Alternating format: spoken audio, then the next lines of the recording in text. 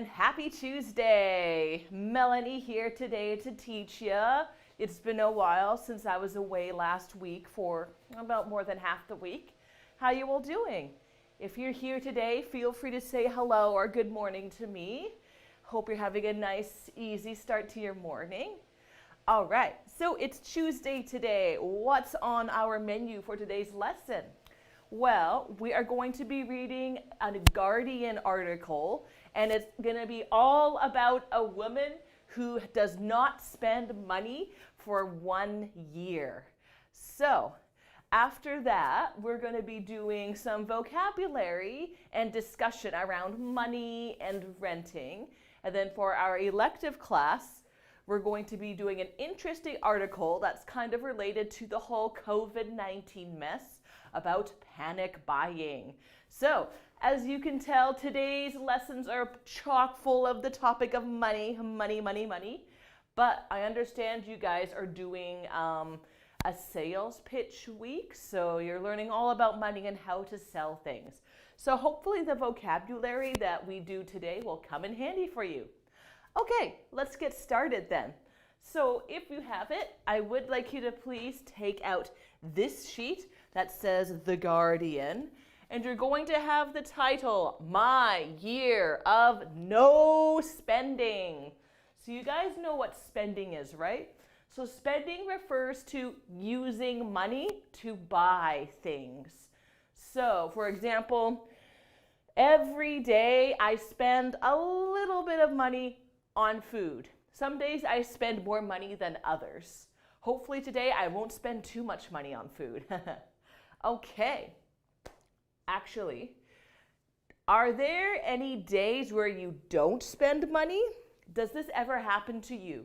You live your day, like one day, but you don't buy anything. Has this ever happened to you? You can let me know in the comments if this has happened to you. This happens to me sometimes, like maybe 3 to 4 times a month. I might not buy anything, but it's pretty rare, I think. Okay, so let's do our little warm-up activity over here. Okay, so here I have a question for you guys. What do you spend the most money on each month? So I have 6 things that I've written down here. So what do you spend the most money on each month? Is it food, clothes, going out? I don't know why I wrote clothes 2 times. What's wrong with me? Okay, pardon me. So I have 5 things written down. My apologies, not 6 things. So food, clothes, going out, travel, and technology. So that refers to like your phone or computer. So going out, it could include like, going out to eat or to have fun with your friends, go to the movies, or maybe, it's that sort of stuff. So what do you guys spend the most money on? I'd like you to give your answers in the comments below. So for me, for example, I think I spend the most money on maybe going out. Like usually I like to go out for dinner or for lunch, especially with like my husband or my friends. So I feel like I spend the most money on going out. I mean, from March to now, because of COVID-19, that's changed a little bit. Maybe now I spend a bit more money on food, but I'd say food is probably my second choice. That's what I spend the most money on next. Next, I kind of want to say travel. I don't do very much travel most months, but when I do spend a lot of money. So for example, I went camping 2 weeks ago, and while camping is not very expensive, my husband and I, we went and we explored around different towns near the camping area, had some wine and like ate out. So I think I spent quite a bit of money on traveling. And finally, technology, I guess that could include your phone bill. So maybe for me, this may be a 4. And finally, Clothes I spend the least amount of money on. Can you tell? I really don't like clothes shopping. I find it really annoying. So each month, this is me. Maybe your answers look completely different though, and that's totally fine. Let me know what you spend the most money on and what you spend the least amount of money on. So type in your answers if you can. I'd like to see what you guys do with your money. All right, so while you're typing out your answers, I'm gonna set up the board for our next activity, which is going to be vocabulary building, key words. Okay. All right, oh, I see somebody said they spend a lot of money on clothes. All right, nice. Yeah, I know some people who like to spend a lot of money on clothes. That's totally fine.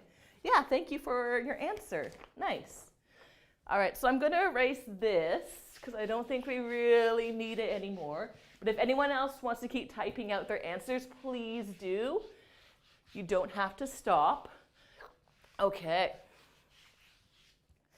Alrighty, so as per usual for our keywords, we have 10 words up here and 10 phrases that we have to match the keywords with. So let's see, we have frugality. This is a noun. And challenge, this is usually a noun, but it can be a verb. But in this context, I think it's a noun. Squander, this is a verb. Impetus, another noun. Dire is an adjective, one of our few adjectives. Utilities, this is a noun. Mortgage, this is a noun. It can be a verb, but in this context, we're going to use the noun form. Essentials, yet another noun. Mindless, we have our second adjective. And gig, yet another noun. So a lot of these are nouns, which may not help with narrowing down the choices, but I think you guys will be able to do this. Okay, so let's do the first, maybe the first three. Let's see, so number 1, number 2, and number 3. All right, so number 1. So a blank is something that requires a lot of determination to achieve, especially something you have never done before. So what do you guys think? It's going to be a noun. Which vocabulary word is going to fit here? So it's something that requires a lot of determination. Determination. Okay. So I'd like, you guys might be able to figure this one out on your own. Another option is you can go through the reading quickly, see if you can try and find a word that means this. Unfortunately, I didn't prepare the paragraph numbers ahead of time. I'm sorry. But I think these are going to be in order, hopefully. So somewhere near the start of the story, maybe even up here in the description, you can find the word that's supposed to go here. So let you guys try and fill that out. Let's do number 2. Right. Blank are basic things. Basic things needed for life. Needed for life. Okay. So this is going to be a noun, and this is also going to be a noun. So things needed for life, such as food, water, clothing, safety. So what do you think this is going to be? Type in your answers now. And let's do number 3. If you blank money, you don't spend it in a sensible way. So don't spend in a sensible way. So you guys know what sensible means? So sensible basically is when you're doing something, like you think about it carefully, you know, you're being smart about it. So for example, sensible people will always look both ways before crossing the street. I'm going to write that here, sensible. I think it's a good word. So, you know, you think about it carefully, smartly. Okay, So let's see. This is going to be a verb. So see if you can find, I think there's only 2 verbs here. So the choices have been narrowed down. So feel free to give your answers anytime. All right, I'm seeing an answer for number 1. Someone said challenge. Nice, good job. Yes, a challenge is something that requires a lot of determination to do. Excellent. So for example, some people might say, learning English is a challenge. So it's not easy. You do have to do a lot of effort. You have to do lots of reading, lots of learning vocabulary. But if you can achieve it, you feel great. Challenges are good. Life shouldn't be completely easy. All right, so that's challenge out of the way. And do we have any answers for number 2? Okay, someone said essentials. Perfect. Essentials. You got it. All right. So I'm going to write this over here too, because I think this is another very useful vocabulary word to put in your arsenal. Essentials. Things you need in life. Like I said, food, water, clothing, basic things. And number 3, I'm not seeing any answers. This is a word we may not use as often as some of these other words.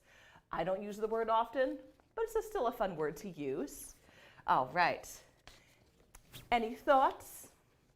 Going once, going twice, going 3 times. So the answer I was looking for was squander. This is probably a new word for many of you. So to squander something, especially money. So if you squander money, you are not using it sensibly. So for example, sometimes I feel like I squander my money when I go out to restaurants. I'll be like, oh yeah, I'm gonna get a beer and like some chicken wings. I'm feeling good, maybe 1 more beer. I'm still hungry, let's get some more food. Hey, I'll treat ya, have some food, yeah. That's me squandering my money. Does this ever happen to you guys? Do you ever squander your money on certain things? You can let me know in the comments if this happens to you. I think it happens to many people. Let's be real here. Okay, so squander's gone and essentials is done. All right, so I'm going to erase these 3 and we're going to move on to the next set of 3. All right, so get rid of all that. And look at this nice squeaky clean board. It's beautiful. Okay, number 4, a blank action. So we already have our noun here. So this means we're going to have an adjective because adjectives come before nouns. I can speak, I swear. So a mindless action is one that doesn't require any thought. Doesn't require any thought. Okay, so I think we only have 2 adjectives up here. So a blank action is one that doesn't require any thought. So you might be able to easily guess which word it is up here. So something with no thought. I'll let you fill in the blank. Number 5, something is spending very little money. Spending very little money. And only on things that you need. So this is, okay, yes, it is a noun. So this will be a noun because we have our verb here. And number 6, a blank. So we're going to have another noun. Hooray. So a blank is a legal agreement. Legal agreement. in which you borrow money from a bank in order to buy a house. You might know this word, you might not, but it's a very common word in English, especially in Vancouver, where everybody wants to buy a house.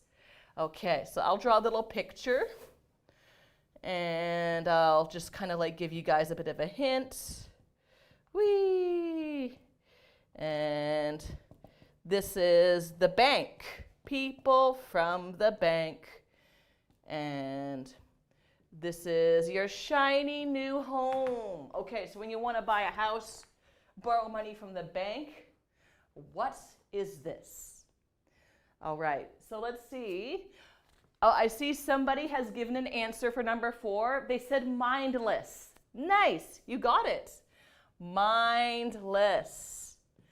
So a mindless action, it means an action that requires no thought. So this is your mind thinking. Less. So that means, like, less means, you know, little or nothing. I'm going to write it up here. Mindless. And that's an adjective. So one thing this word is commonly used in is mindless spending. So what do you think mindless spending means? You can probably get a pretty good idea, but basically it means spending your money on things without thinking. So, for example, 10 years ago, I used to love buying clothes. Believe it or not, I was obsessed with fashion and clothes. So I did a lot of mindless spending on clothing, oddly enough. So does this ever happen to you guys? Do you ever do mindless spending? You can let me know in the comments. Okay, number 5. No answers? No thoughts? All right, this one starts with an F. See if you can guess it. I mean, there might not be very many F's up there. Okay, there's only one F. So I kind of gave you the answer already by writing in the first letter. But yes, thank you. The answer is frugality. Frugality. So this is another word I think I'll put up here for you. Frugality. So frugality is when you spend little money and you only spend it on the things you need, like groceries or phone bills. What you might hear more often is the adjective form, frugal. So if someone is very frugal, that means they don't spend their money mindlessly. They are very mindful when they spend their money. So they're very careful about when they spend their money and how much they spend. Are you a frugal spender? Do you guys practice frugality? You can let me know in the comments. I'm trying to be a frugal spender. I try. Not always, but I do try. Okay, and number 6. Oh, somebody wrote mortgage. Nice, it is mortgage. All right, so a mortgage. It's a legal agreement between you and the bank when you want to buy a house. So obviously, let's say this house is like $1 million. Maybe you don't have $1 million. So what you're going to do is you're going to keep borrowing from the bank, maybe every month. You're going to pay, I don't know, $2,000 every month off your mortgage. And then maybe 20, 30, 40 years down the road, the house completely belongs to you. Woohoo! Okay. How we doing, guys? We doing all right? We're more than halfway done this. I'm just going to get rid of this, all this mess here.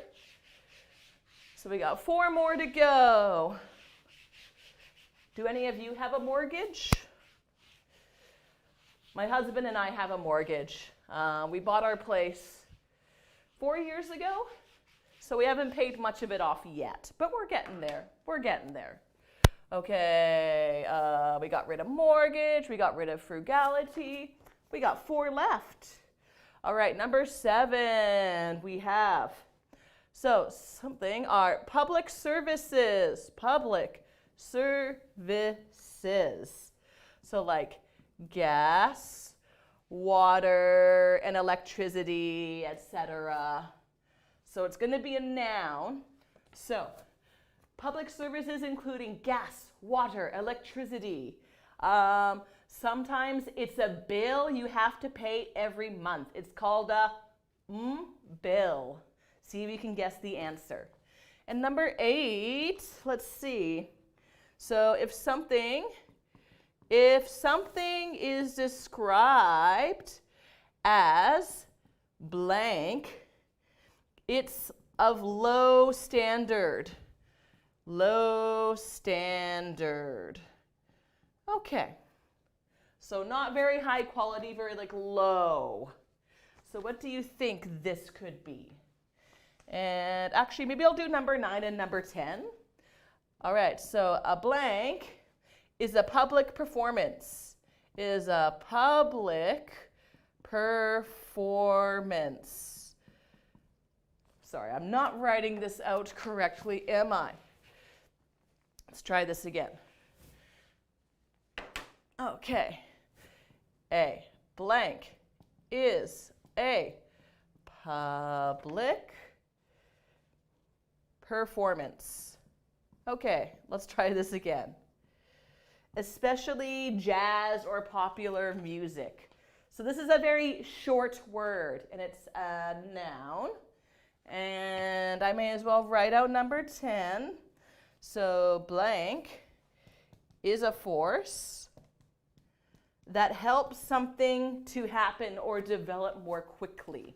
So this might be the trickiest word. All right, so do we have any answers for number 7? Somebody wrote utilities. Good, thank you. Indeed, so utilities are public services. So sometimes you might have to pay something every month called a utility bill. Have you heard of this? Utility bill. So this could include your electricity, water, or gas, heating, or anything. So that's a utility bill. And next, and if something is, let's see, any thoughts, guys? No answers here. Going once, going twice. All right, so the answer I was looking for is dire. So this, I feel like I don't use this word to describe this situation of a low standard. In this story, basically, I think they're talking about their cooking skills being very dire. So that means their cooking skills are kind of low level, super basic, like mac and cheese or spaghetti or toast and eggs, like really simple stuff. But sometimes I feel like here we use this word to describe like a difficult, hard situation. So we might say, oh, he's in a dire situation. Like he's having a tough time with things. But in this story, like in the story we're going to read, basically it means like low quality, low skills. All right. Number 9, somebody wrote gig. Nice. That is correct. A gig is a public performance for especially like music stuff. So this is a good one, a good word, I think. Gig. All right. So I used to have some friends and they would do gigs every weekend in North Vancouver. Not anymore, but they used to play gigs or do gigs. Okay, and so we got utilities, dire, gig. So that means the last one is going to be none other than impetus. So impetus is a force that helps something to happen or develop more quickly. So let's say, for example, before I met my husband, he didn't really travel very much. However, I do like to travel and go camping, so I kind of became the impetus for him to go camping and go travel more. All right, guys, good stuff. Thank you for your help. If you have any more questions about the vocabulary, feel free to let me know at any time. But for now, I think we're going to move on to part 3 before we do our reading. This part should be interesting. All right, so let's get rid of all of these. Say goodbye to the vocabulary, word matching. Okay. I have a good vocabulary question for you. What was your impetus to study English? What made you study English? Who or what was your impetus to study English? Tell me your answer below in the comments if you can. If you don't want to say, though, that's totally fine. I'm not going to make you say. Alrighty. So, part 3 is called, What Do You Think? What do you think? Okay, so there is a little blurb here at the top, and it's telling us that the author of the story, she spent 1 year not spending any money. So during that 12 months, which 4 things in this list do you think she was still able to do? So we have a huge list of things. Well, not a huge list, 8 things. So let's see. So went on holiday. So to go on holiday means to travel or go on a vacation. So did she do that? Took the bus to work. So if you take the bus to work, obviously you have to spend some money. When I take the bus to work or when I take the train to work, I have to spend money quite frequently. Went to art exhibitions. Whoopsies. Went to art exhibitions. All right, and let me just get rid of that nasty blob here. So an art exhibition, that is an art show. You go to a gallery or you go to a building and they have art on display for you to look at, and maybe you can talk with people too. So do you think these cost money? Do you think she was able to do this? All right, so went to the cinema. So cinema, the movies. Usually that costs money. I don't know if she was able to do that or not. Paid all her bills. Paid all her bills, like phone bill, electricity bill, rent, etc. Donated money to charity. Donated money to charity. You know what charity is, right? So those are organizations. When they get money, they use it to help people or the environment or animals. So that'd be interesting if she gave to charity, even though she's not supposed to spend. Went out to, so I'm just going to say went out to eat. Here it says went out for meals with friends, same thing. And finally, bought lots of clothes. Woo! Bought lots of clothes.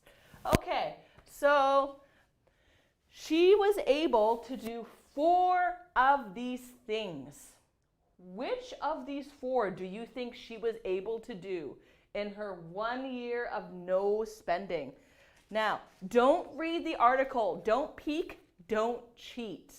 We're going to find out the answers later, okay? I just want you to guess and think about it. What do you think she did? I'd like you to type out your answers below. For me, I'm wondering. I feel like, I don't know how close to work she is, but I feel like she still would have had to take the bus to work. Even though she's not spending money, maybe she has to spend a little bit to get to work. That's how I feel. I mean, you guys might have different answers. What else? I feel like she would have to pay all her bills somehow. So I think she would have paid her bills. I feel like that's the most important part. So I feel like she probably did that. So that's two things. Any thoughts, guys?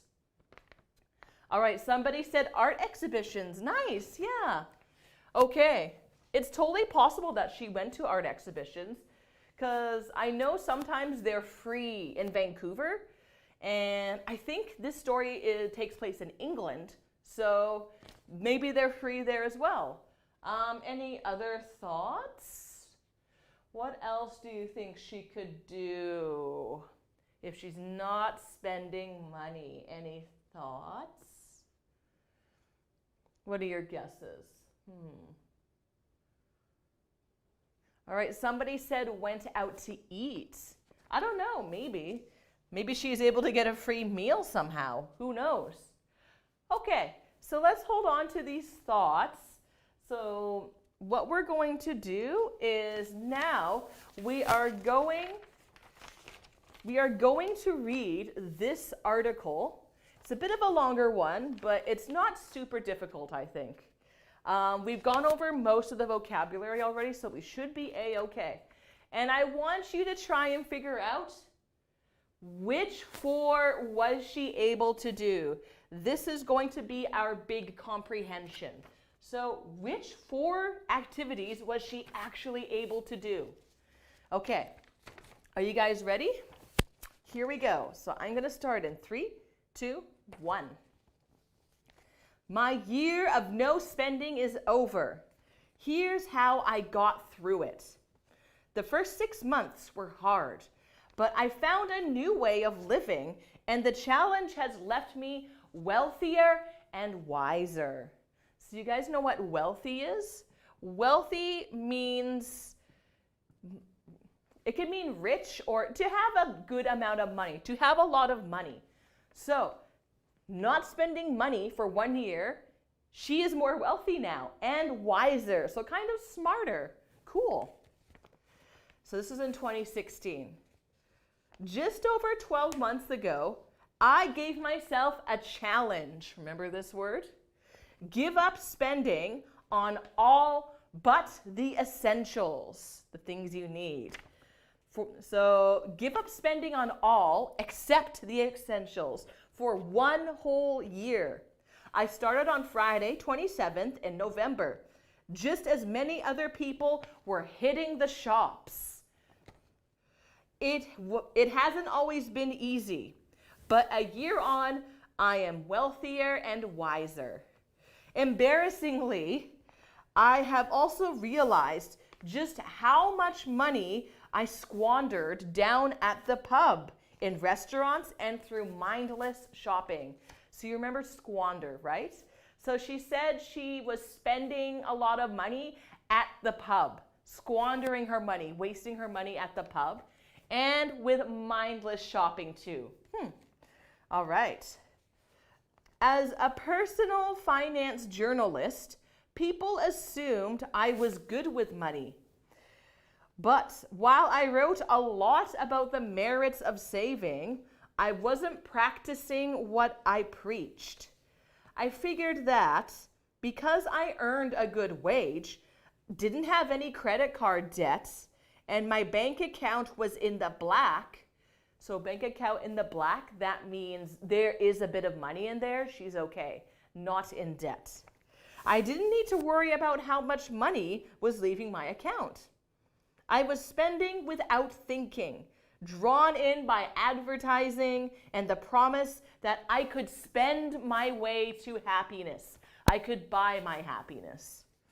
I was stuck in a cycle of consumerism, earning money to buy stuff I didn't really need, which wasn't making me happy. All right, so you guys kind of understand what's happening here.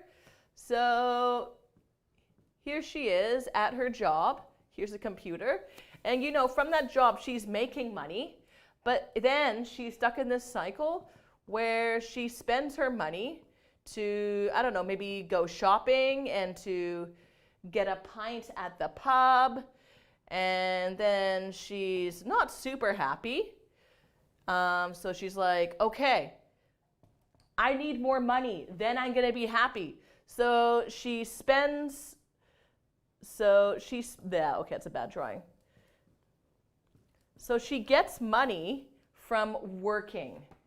And then the cycle just continues.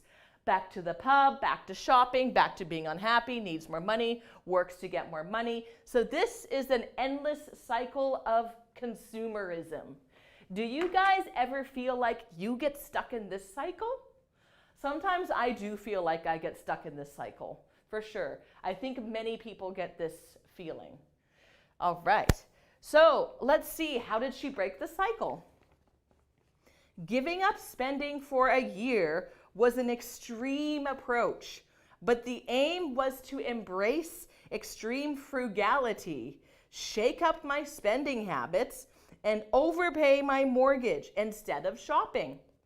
I could continue to pay my bills, including mortgage, utilities, broadband, phone bill, charity, donations, life insurances, money to help my family, and basic groceries. Okay, so it sounds like she did pay her bills. And what else? She said one other thing. There was one more thing from this list that she was able to do, she said. Let me read it out again. So I could continue to pay my bills. Where was I? Utilities, broadband, like internet, phone bill, charity donations, life insurance, money to help my family, and basic groceries. Okay, so what was the other thing that she did on here? What was the other thing? Let me know in the answers. She said just one thing. Someone said charity. Good. Yes.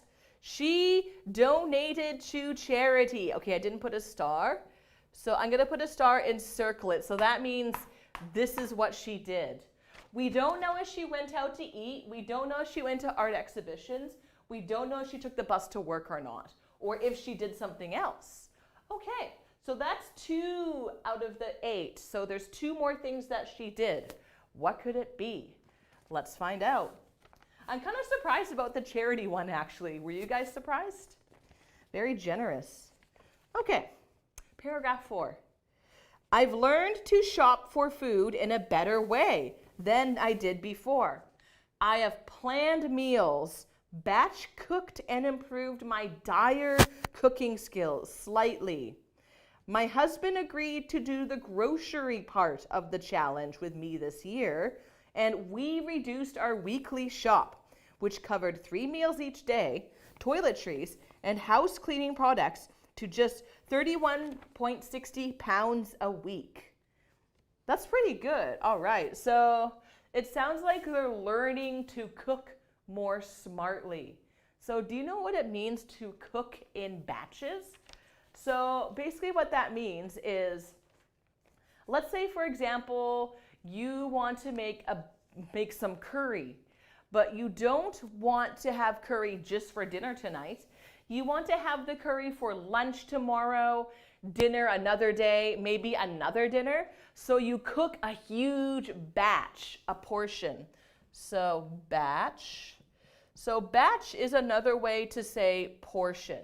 So when you cook your meals in batches, it means that you're cooking large amounts that you can use for many meals.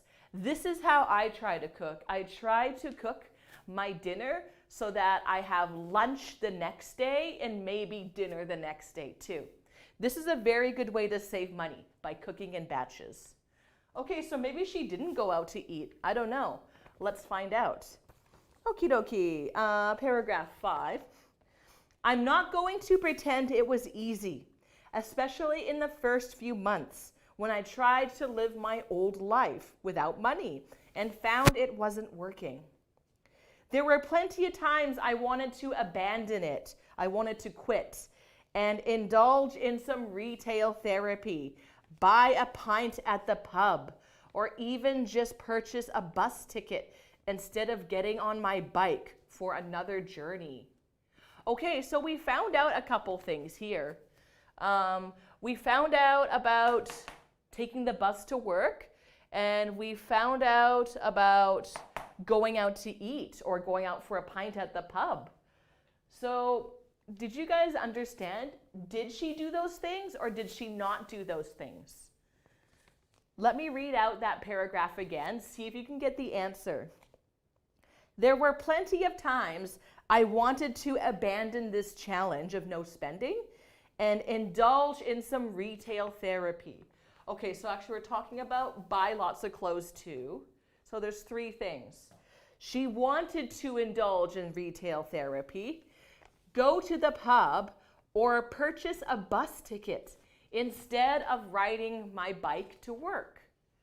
So, did she buy a lot of clothes? Did she go out to eat? And did she take the bus to work? Yes or no? What do you think? She said she really wanted to, but did she do it? Yes, that's right. No, she didn't. So, okay, I was wrong. She didn't take the bus to work. She rode her bike. That's pretty cool. I guess she wasn't too far from work. And no, she didn't go out to eat. So we were also wrong there. No, she didn't go out to buy clothes. Okay, so let's see. So she didn't take the bus to work. She didn't go out to eat. She didn't buy a lot of clothes. So we got a couple options left. Go to the cinema, go on holiday, go to art exhibitions. Okie dokie. Number 6. But I realized I just had to find new ways to have fun that didn't include putting my hand in my pocket for money and going to the pub. Living in London, I have a wealth of free cultural activities on my doorstep, and I've been to more art exhibitions this year than ever before. My favorite being First Thursdays, where 150 galleries in East London open late and hold private views and talks. Oh, okay. So they mentioned something about art exhibitions. So did she go to them? Let me just read that part out again. I've been to more art exhibitions this year than ever before. So, did she get to go to art exhibitions? Yes or no? Let me just grab some water while you write out your answers. And someone said yes. Good. Yeah, she did get to go. So we were correct on this one. So she said the art exhibitions in London were free. So she didn't have to spend money. So instead of going to the pub, she instead went to go to free art shows. That's pretty cool. Maybe I should do that more often. Maybe I can save money too. Okay, let's do number 7, paragraph 7. I even managed a free holiday cycling the Suffolk and Norfolk coast and camping on beaches. It's something I had never done before and probably wouldn't have were it not for the challenge. And now I can't wait to go again next year. Okay, so now she's talking about holidays up here. So did she go on holiday? Yes or no? I even managed a free holiday cycling the Suffolk and Norfolk coast and camping on beaches. Okay, so what do you think? She went on holiday, yes or no? So type out your answers. I was very surprised by this answer. Oh, okay. And someone said yes, good. She did go on holiday, a free holiday. I didn't think she could do this. Like, that surprised me. That's really cool. So that means she probably didn't go to the cinema, because that's the 4 things we got ticked off now. So in her 1 year of not spending money, what has she done? She A, went on holiday. She went camping on beaches and cycling. 2, she went to free art exhibitions in London, an expensive city. 3, she paid all her bills. And 4, she donated some money to charity. Wow, she was actually able to do quite a few things, even though she didn't spend much money. Pretty cool, hey? Do you think you could do that? I don't know if I could. I do like going to the pub sometimes to, have a beer and some wings. But maybe I should give it a try. Okay, we're almost done. We are on paragraph number 8 now. There were lows, such as when I missed gigs and blockbuster films. So definitely no cinema. And I've not been able to join friends when they have gone out for a nice meal. Again, no going out for dinner. There have also been some awkward moments when I've turned up to a friend's house for dinner empty-handed because I couldn't buy a bottle of wine as a thank you. I did a lot of washing the dishes at my friend's house this year as a way of saying, thanks for feeding me. I'm grateful to have disposable income to save and feel I should make the most of it. I hope I have encouraged other people too. And I hope I have encouraged other people to reconsider, to rethink their spending patterns as well. I would like to say thank you to those who engaged with me on social media to say they were enforcing their own spending bans, whether on clothes or a month-long ban. They all helped me keep my resolve. So to keep one's resolve means to keep your determination. That's not to say everyone was happy about my experiment, with some accusing me of poverty tourism. But there is a big difference between poverty and frugality. Sorry, I lost my spot. This experiment was not about living in poverty, because poverty is not a choice. I could still pay my mortgage, bills, and food. The last year has been an experiment in extreme frugality and choosing not to buy rather than not having a choice. So did you guys get the difference between poverty and frugality? So poverty is like you have no money, very little money, like you don't have a choice. Frugality is choosing not to spend much money. So that's the difference. Despite awkward moments and missing out, this year has been the impetus I needed to try new things. The best thing about the challenge is that I've been willing to say yes more, and that I've become more adventurous. Having the choice to spend or not is a privilege, and I have become far more aware of why we buy. I have come to realize that consumerism keeps us chained to our desks. Remember this? So we're stuck to our desks because we need more money. So we're working to earn money, to spend it on stuff that we think we need, things that will make our lives better. And when the stuff doesn't make us happy, we go back to work to earn more money to buy something else. The last 12 months have allowed me to step outside of this cycle because I don't need money anymore. And I can honestly say I am happier now. I've gained confidence and skills, done things I could never have done before, and met lovely people I wouldn't have otherwise met.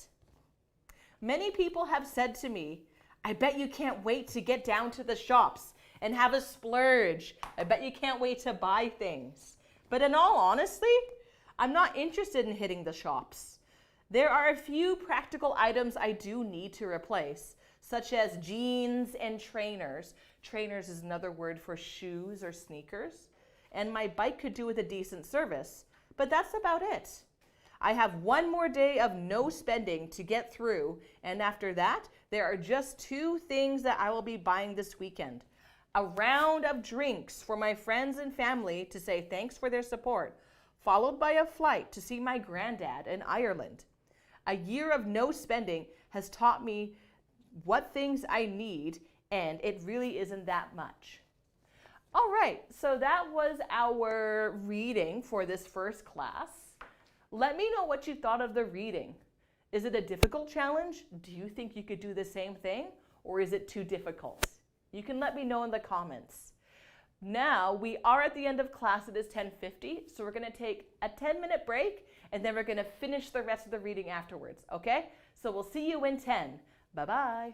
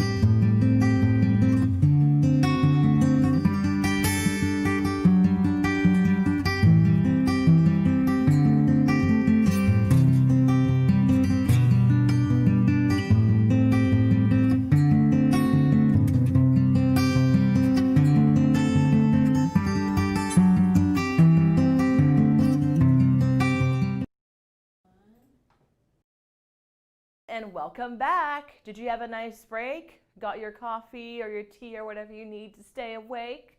All right, so second class, we're gonna try and finish up The Guardian. I think we're gonna go over some of the comprehension and maybe do a few more of the activities here if need be. But I also wanna make sure we have enough time for some vocabulary and discussion as well. All right, guys, so let's move on. All right, so here we have 4 questions. First question, who persuaded the author to take up the no spending challenge? Who persuaded the author to do this challenge? Okay, so there's 3 options. There is A, her husband, B, the editor of her magazine, or C, she persuaded herself. So is it A, B, or C? I'd like you to write out your answer. You can just write out A, B, or C, just like that. So remember, A, her husband, B, the editor of her magazine, or B, C, she persuaded herself. Bring in your answers now. So I'll let you go ahead and do that. So if you don't remember the answer, it should be in the first paragraph. I think it's in actually, no, I think it might be the second paragraph. Okay. All right, somebody did say C, herself, and that is correct. Good. So C, she persuaded herself to do the challenge. She did it of her own free will. Good. All right. Number 2, how has she shopped for food in a better way? Okay, so there are, once again, 3 possible answers. A, by looking for the cheapest food in the supermarket.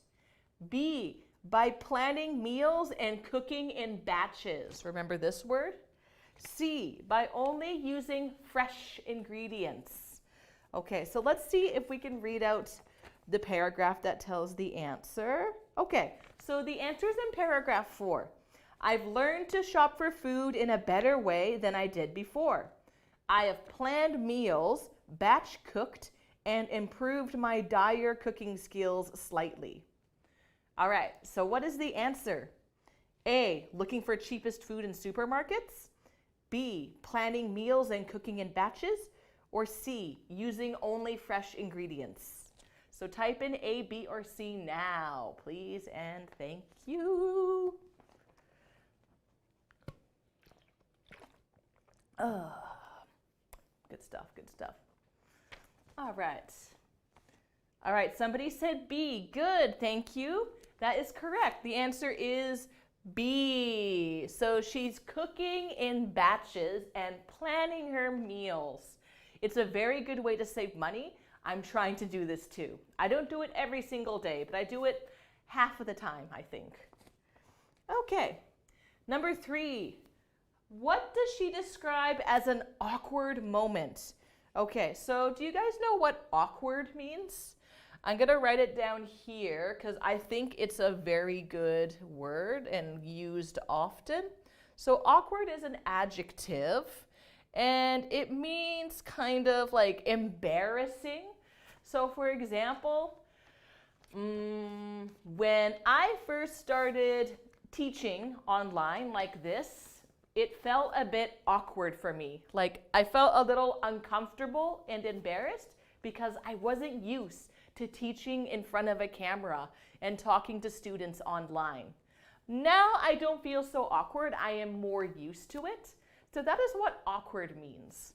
So remember in the story, she talked about an awkward moment. So what was that awkward moment? Was it A, being invited to dinner at a friend's house and not taking a bottle of wine?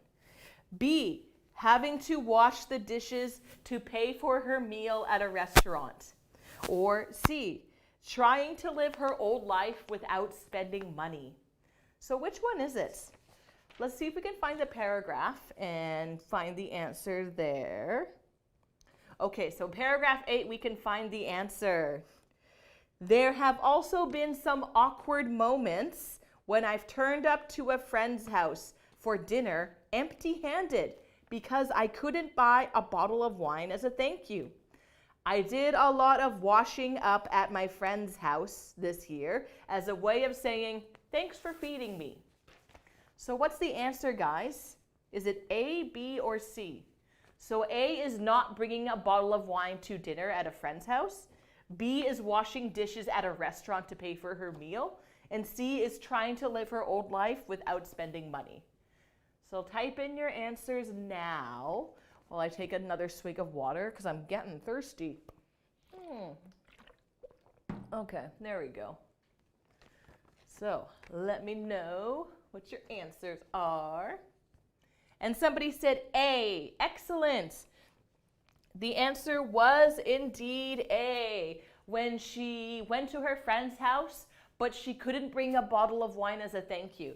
Now, I'm not sure what you guys typically do in your countries when you go to a friend's house for dinner, but in Canada, and I know some other countries, like I suppose England and maybe America, when you get invited for dinner, usually you bring something like a bottle of wine, especially is very popular. You bring a bottle of wine to say, oh, thank you for feeding us, like here's a present.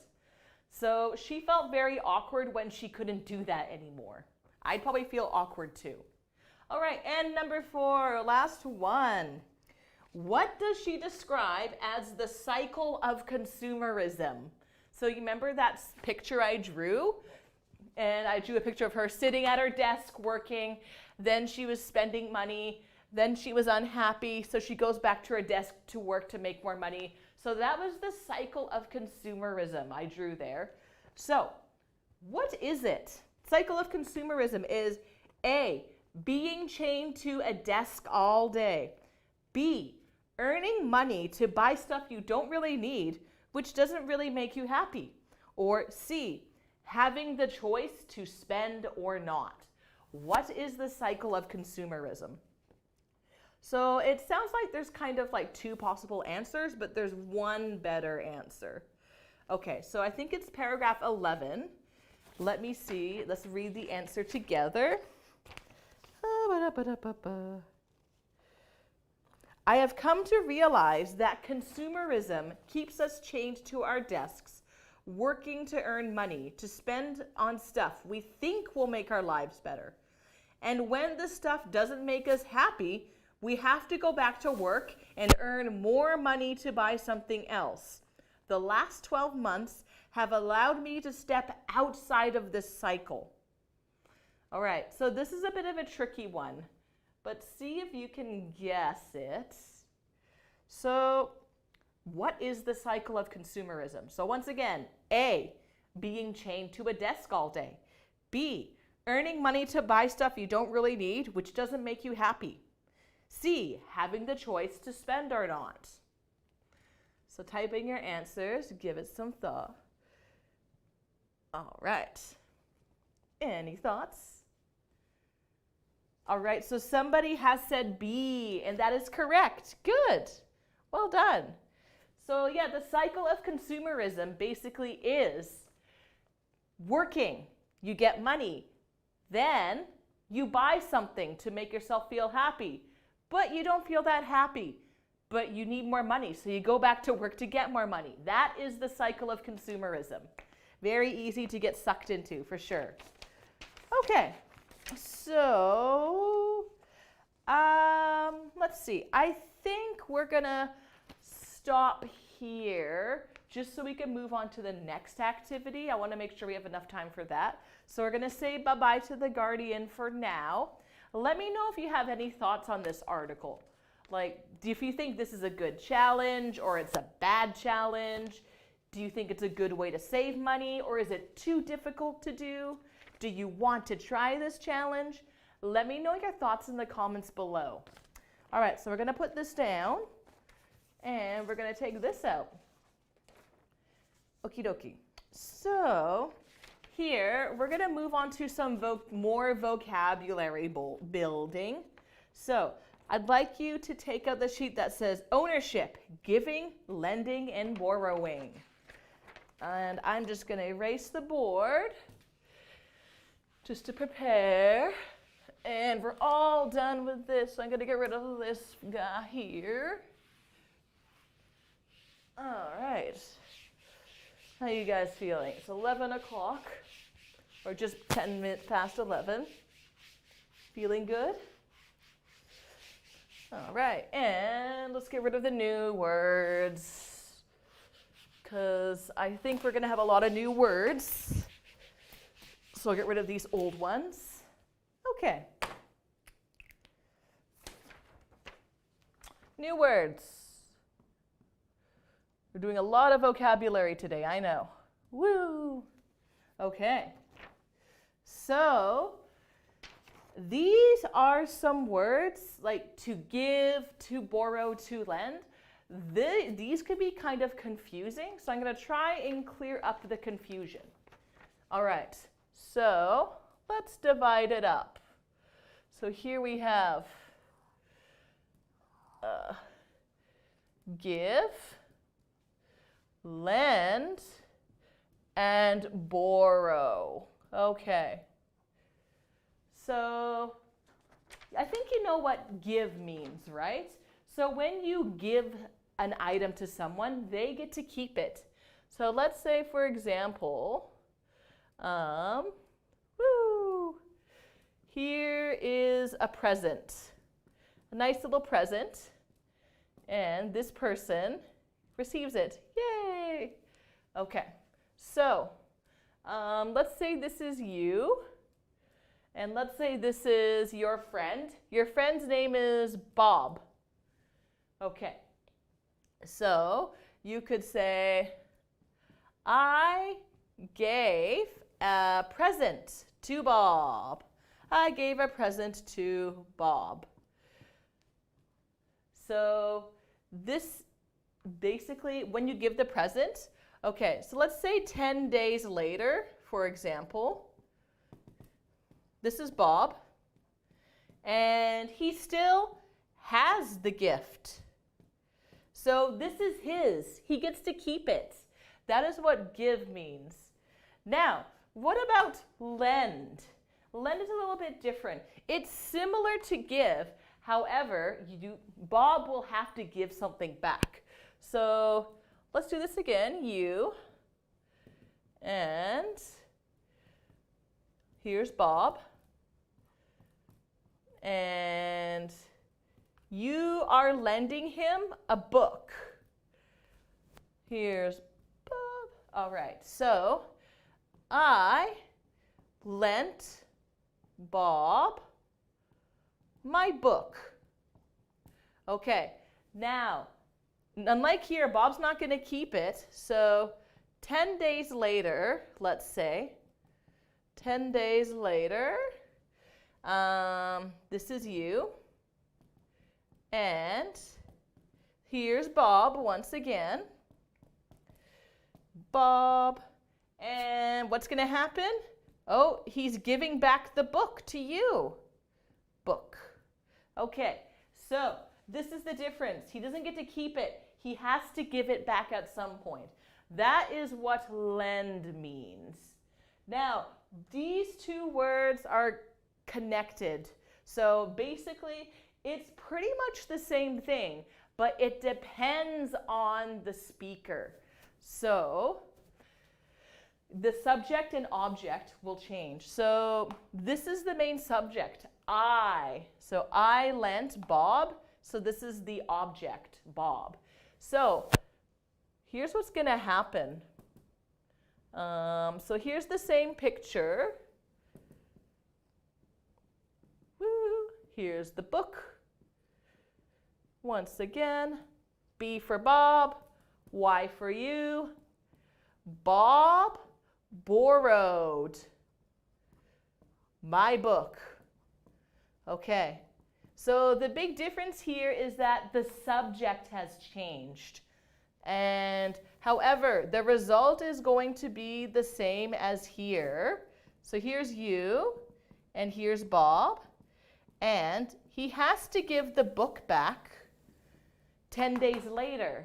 So just like with lending and borrowing, you don't own it. You have to give it back eventually. So this is the difference between give, lend, and borrow. Do you guys understand? Do you kind of get the main gist of this? Now, what are some words that are similar to lend and borrow? So here's one, rent. So renting is similar to borrowing. So for example, 4 years ago, my husband and I rented an apartment in Vancouver. So kind of similar to borrowing, except we had to pay money. So we rented an apartment. All right. And yeah, I think that's it. I think those are the main things I wanted to touch on. Now, let me know if you want me to go over this at all anymore during our lesson today. But this is the big main thing I want to clear up. Now we are going to go over this worksheet here. So let's go ahead and do this. I'm going to erase the board.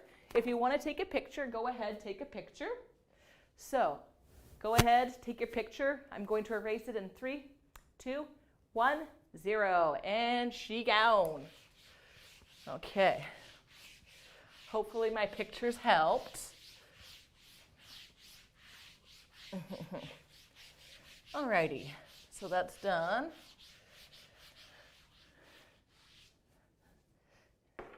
Okay, so let's write down some words. So I'm going to write down these words and explain them while I write them down. Okay, so actually I'm going to write the title here. I should have wrote this up earlier, I'm sorry.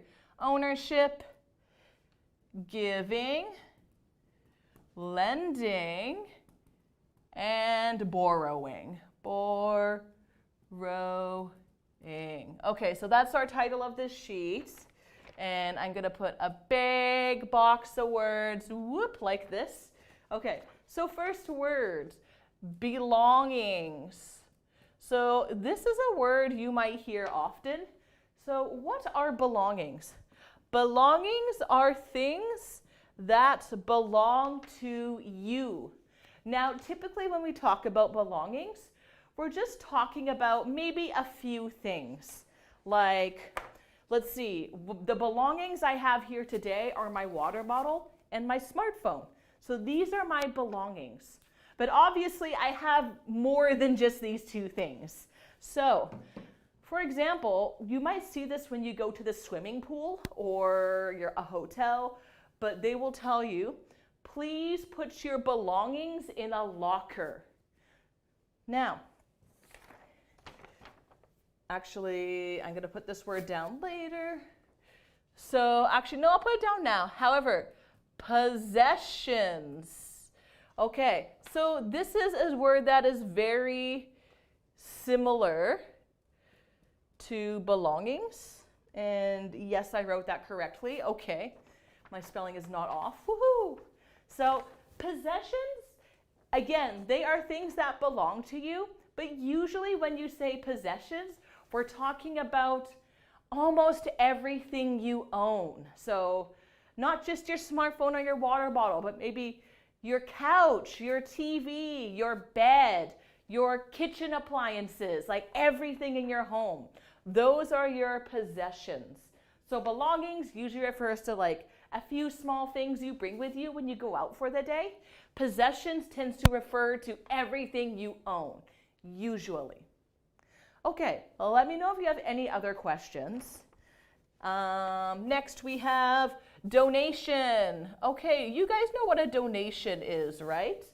So a donation is something you give away for free. No money, you're just giving something away for free.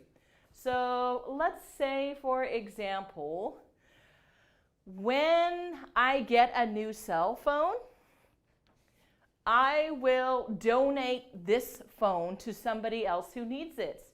This phone will be a donation. So I don't sell it, I don't get money for it, I give it away for free. That is a donation. Okay, so often every year people give a donation to charities, which I explained before what a charity is. Okay, next word, estate. This is not a word we use super often, especially in Canada, I feel, but an estate refers to usually a big lot of land, like it's very big yard, lots of trees and forests, and like has a beautiful old fancy house. So usually, not always, but an estate usually refers to like a large property with a large house, like quite expensive to buy. Okay, and what else? Landlords or landlord. Okay, this is a very common word. This is typically when you rent an apartment. So for anyone who has lived in Vancouver, I'm sure you have rented an apartment or rented from a house, and you've probably had a landlord. So the landlord is the one who owns the house. It belongs to them. This is the person you're paying your rent to. The landlord may or may not live in the building, but they are the person you have to pay every month when you're renting. Okay, sometimes, we don't always say this, but if the landlord is female, we might call them a landlady. Typically, we just call them landlord. Doesn't matter if they're a man or a woman, we just say landlord. But this could pop up sometimes. Okay, what's next? Loan. Okay, so what is a loan? A loan belongs under lending. I should have wrote that down earlier. So a loan is some money that you borrow. You don't get the money forever. You have to pay it back. So one common way, so L-O-A-N, so cars are expensive. Usually it's hard to buy them. Like, let's say this car is $30,000. So maybe you don't have $30,000. So what you do is so you want to buy that car.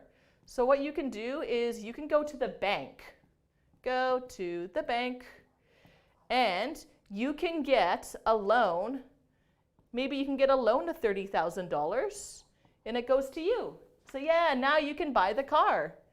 Yay! So you got the car, but you have to pay back the bank. So maybe every month you're going to pay $500 back to the bank. And then your loan's going to become, now it's $29,500. So every month you're going to keep paying it back until you owe $0 and the car is actually yours. So that is a loan. So typically we do loans for cars and for mortgages when you want to buy a house. A mortgage is a type of loan, pretty much. Okay, what is another word? Okay, once again, mortgage. We already went over this. So a mortgage is a loan, except it's for a house. So again, your house is $1 million. So you're going to borrow some money from the bank, and then you're going to pay off that mortgage. So that is mortgage, loan, very similar. Mortgage is for houses or property only. Loan can be for cars, for paying school tuition or anything. All right. Owners. Owners. Okay. You know what an owner is, hopefully. So once you have paid off your car, so let's say you owe the bank. Let's say you owe the bank $0 on your car. So now the car belongs to you. You are the owner of this car because you don't owe any more money. So you own this car. Another way we commonly use this is for animals, like pets.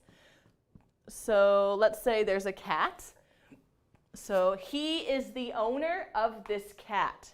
He's the owner of this car, and he's the owner of this property, of this home. Excuse me, sorry. That is what an owner is. Okay, I explained possessions. Property. What is property? So property is the land. It's like property is your house and the land surrounding it. So let's say there's some trees here. Here's some more trees. So property is not just your house, but it's also the land around your house. If you live in a condo, your property is obviously a lot smaller. But yeah, so this is property. It's the area you live that you own. Okay. Proprietors. Proprietors. Okay. This is not a word I hear super often in English, but a proprietor is usually a business owner or a property owner, especially of like a condo or like that they're renting out to. So think of a proprietor as a business owner or someone who is renting out to people. Okay, finally, rent. Okay, what is rent? So let's say you're not the owner of this property. So let's say, oops. Okay, so let's say you have a landlord or a landlady or whatever, and let's say you live here and maybe your rent, so the rent is $2,000 a month. So what you have to do is you're going to have to pay that $2,000 to your landlord each month. So that is rent. Again, for anyone who's lived in Vancouver, like who's traveled here as an international student, you probably had to pay this rent, whether you were doing homestay or living by yourself. So that's rent. And finally, tenants. Tenants. Okay. So in this situation, this person is the landlord. You are a tenant. Tenant. Okay. So it's basically a tenant is someone who is paying rent to the landlord. This is very commonly used in apartment buildings essentially, but basically tenants, they're not people, they don't own the property. So you don't own this property. You are a tenant. You pay rent to the landlord, and the landlord is the owner of the property. Okay, is this making sense? I know I'm doing like a lot of arrows and like crisscross diagrams and pictures. I hope it's not getting too confusing. Just let me know if there's anything you want me to go over again, and I'd be happy to. But now that I've described all this, I think it's going to be a bit easier to complete the rest of this sheet. So what do you say, guys? Shall we take a swing at it? If so, I'm going to need to erase this board and all of our beautiful drawings. Okay, so let's get rid of that. And let's get rid of this. Alrighty.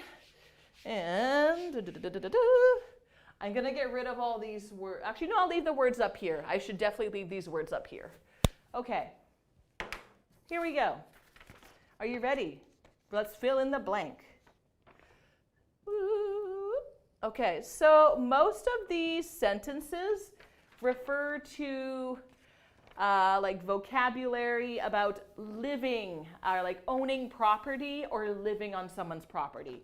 Renting, mortgages, so kind of monetary stuff. All right, so let's do this. Number one, the law ensures that blank respect the privacy of people who live in their houses and flats.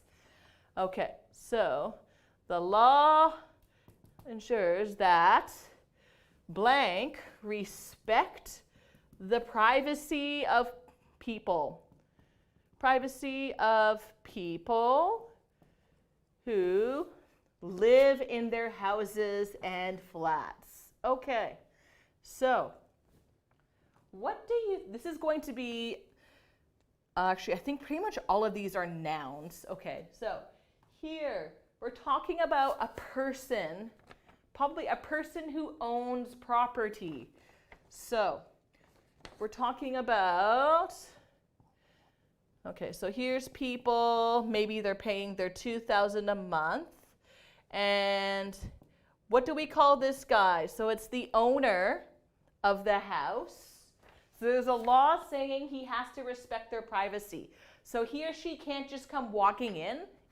No. They have to respect their tenant's privacy. So what is the word we want to put in here? What do you think? The law ensures that blank respect the privacy of the people who live in their houses and flats. So type in your answers now. And let's do number 2. Okay, so number 2, there are 2 possible answers that we could use here. So there's 2 words. It doesn't matter which one you use. So blank of restaurants across the country protested when the government announced that it was going to impose a tax on some foods. Okay, so the blanks of restaurants across the country. All right, so once again, these are people, we're talking about people of restaurants, and they're angry about taxes going up. So what do you think the answer is for number 2? Remember, there are 2 words you can choose. There's 2 words, it doesn't matter which one you use. Okay, someone wrote for number 1, landlords, and that is correct. Landlords, okay. The law ensures that landlords respect the privacy of people who live in their houses. Excellent. Okay, so number 2, feel free to type out the answer anytime. We're going to do number 3 as well. All right. When private car blanks sell their vehicle, they must produce a certificate to prove the car has been paid for in full. So, when private car sell their vehicle, sell their car, blank, blank, blank. Okay. So here, there's only one answer. It could be the same answer as this, though. All right, so when you have paid off your car, when the car belongs to you, you are the blank of the car. Okay. Okay, somebody wrote proprietor for number 2. Good. Yes. Proprietors. Oh dear, sorry. I'm not having a good time writing up here today for some reason. Let's try again. Proprietors. And another one you could have said is owners. So either one would have been okay. So proprietors of restaurants across the country protested when the government was thinking of putting tax on some foods. Nice. Okay. So what was number 3? Remember how I told you it could be one of these 2 answers? And someone said owner. Good. Yes. When car owners sell their vehicle, they have to give a certificate showing they've paid the whole car off. Car owners. Good. All right, let's do number 4. So, the price of commercial. Okay, so what does commercial mean? Commercial refers to businesses. Commercial. If you guys have been to Vancouver, you might have heard of Commercial Drive. This is a street that has a lot of businesses. So commercial areas refers to areas with lots of stores or businesses and shops. So commercial and residential. Residential is where people live. Okay, so commercial blank in the city. All right, so the price of commercial blank in the city center has doubled in the last 3 years. Okay, so this is not going to be a person, not like a landlord or a tenant, but we're talking about a thing.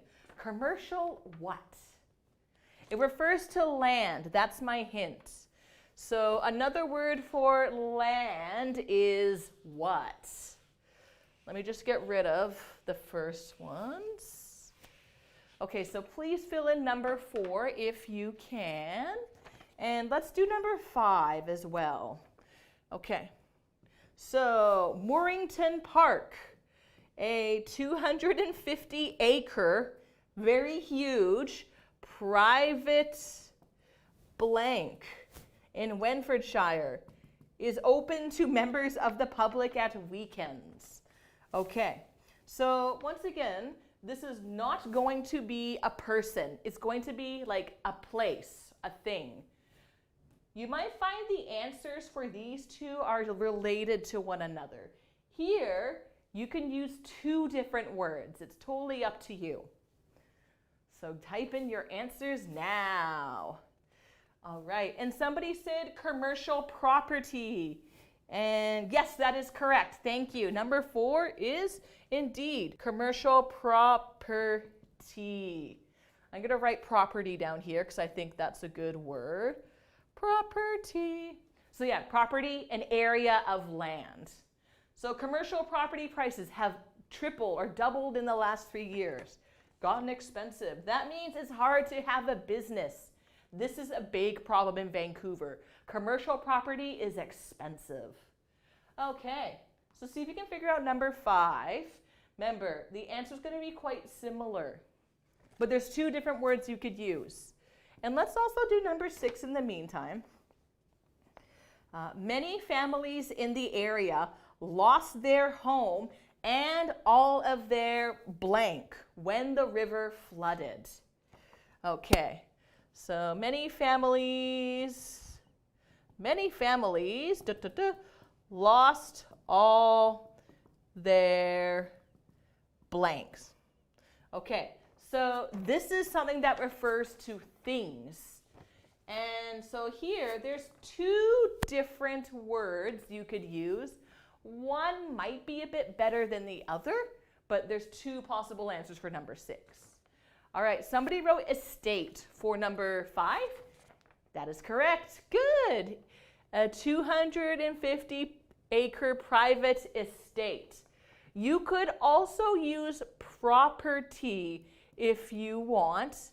This is also correct, technically. But be careful that you don't mix these 2 up. So, for example, I live in an 820 square foot condo. I would not call that an estate. Like I said, estate usually kind of refers to like a larger area. All right, good stuff. So, number 6, many families in the area lost their home and all of their things when the river flooded. So remember, there's 2 words in here that refers to things that belong to you. So what do you guys think the answer is? So write it down below. Okay. And I'm going to prepare number 7 in the meantime. All right, please put your blank in the lockers. In the lockers provided. And hand your key to the receptionist for safekeeping. Okay, so these 2 are going to be similar answers. Here, there is one better word that you should probably use. All right, so somebody wrote possessions for number 7. Good, or number 6, I mean. Yes, possessions. You could also use belongings. That's fine. So remember, possessions refers to like everything you own, where belongings could be just a few things. But sometimes these can be interchanged. However, here there is one that is a little bit better to use than the other. So when you're putting your things in a locker, it's not going to be everything you own. Maybe it's just going to be your bag, and maybe it's going to be your smartphone. So you're going to put like 2 or 3 things in the locker. So what word do you think you want to use for just like 2, 3, 4 things? Let me know below in the comments. I'm going to prepare number 8. We took out a blank to pay for our trip. To pay for our trip. Okay, so it looks like these guys, oh, actually it looks like someone did number 7, belongings. Good, thank you. Belongings was the word I was looking for. Very good, belongings. Okay, so we took out a blank to pay for our trip. So it looks like they had to go to the bank, ask for some money, they get money from the bank. Of course, they have to pay the bank back eventually, so they don't get to keep the money forever. So what is a noun that matches that? It's like you're borrowing money from the bank, but there is a noun we use. What is it called? Type in your answers below. Okay, let's get rid of these guys. And let's get rid of that one. Only a few more to go. Woohoo! Okay. Let's do number 9. Number 9. Okay. Paying off their blank. Okay. So for number 9, it's going to be a similar word, but it's going to be referring to homes only. So, a lot of people lost their homes when interest rates rose so high that they were unable to continue paying off their what? So it's going to be a similar word to this, but it's going to be a word that means home. All right, so someone said loan for number 8. Good. We took out a loan to pay for our trip. Maybe they took out a $5,000 loan to pay for their trip. So paying off their, so it's like a home loan. You could say loan, but there's one better word to use instead of loan when you're paying off a house. What is it called? I'll let you guys fill in the blanks. Going once, going twice.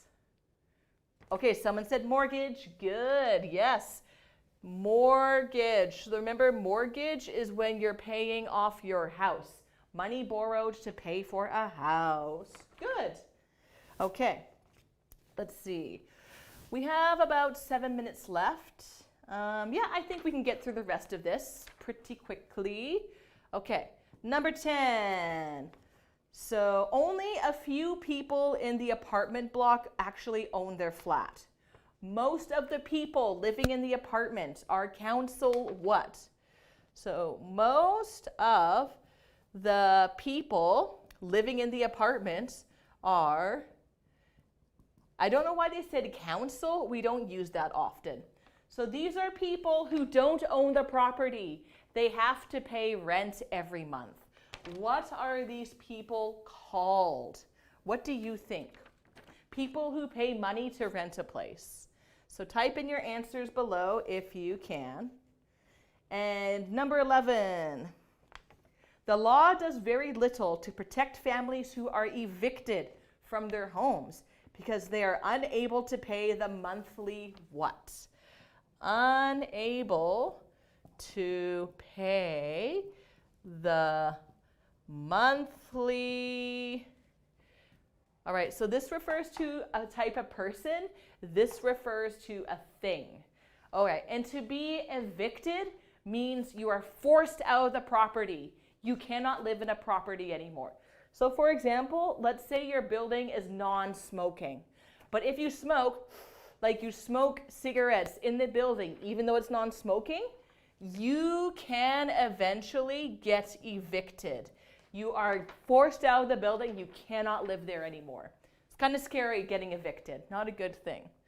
Okay, somebody said tenants for number 10. Good. Tenants. Most of the people in the apartment are council tenants. Excellent. And so number 11, it relates to tenants. So people unable to pay the monthly. So tenants every month, they have to pay something to live there. What is that thing called? So type in your answers now, and let's do number 12, the very last one. So I make a small monthly blank to a local charity for homeless people. To a local charity. Okay, so remember, charity is where you're giving money to help people or animals or the environment. So I make a monthly, this is going to be a thing. So not a person, but a thing. And someone has wrote rent for number 11. Very good. So people who are unable to pay their rent get evicted. Okay, and so our last one, I make a small monthly, this word is similar to gift. You're giving something. It's not, you're not lending, but you're actually giving some money. And what is another word for giving money to a charity? I make a monthly donation. Nice, good job. I make a monthly donation to a local charity. Well done, guys. Good stuff, good stuff. Okay, we definitely do not have enough time to finish part 2. So please feel free to do part 2 in your own time at home.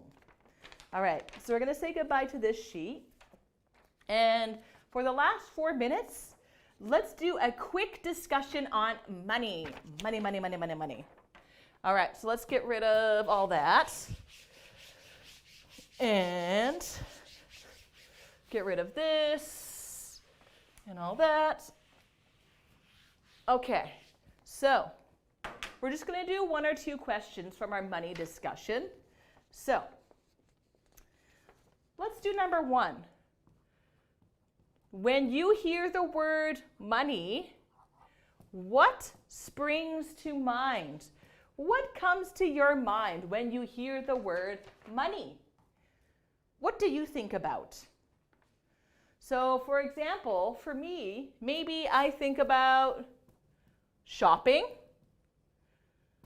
Just an example. What about you guys? Any other words or any other activities or things that you think about when you hear the word money? Just shopping, that's it? Okay, oh, somebody said food. Good, food, absolutely. Food. Anything else? Any other thoughts? Travel, yeah, absolutely. Travel or vacations. Yeah, vacations. I'll just put travel under there. Why not? Good. Restaurants, yeah, good. Okay, so eating out, as we call it. Eating out, for sure, for sure.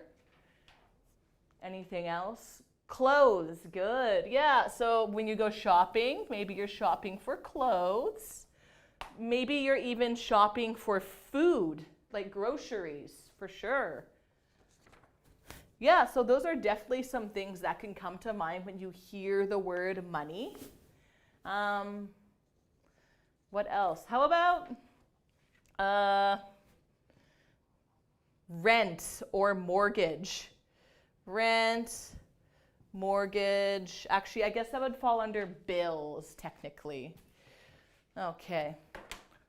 Yeah, let's say bills. Bills. So we got mortgage or rent. Anything else fall under bills? What do you think? What about this? Phone. Yeah, thank you. Good. Phone bills. Yeah, your phone. Absolutely. Any other kind of bills? Electricity. Good. Absolutely. Electricity. And heating, definitely. That's another one. Good. Okay, guys. So it looks like we are coming up to the end of our second hour.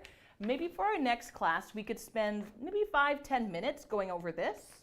and then we can move on to Breaking News English. So it's going to be another reading, but a much shorter one, and pretty interesting one too.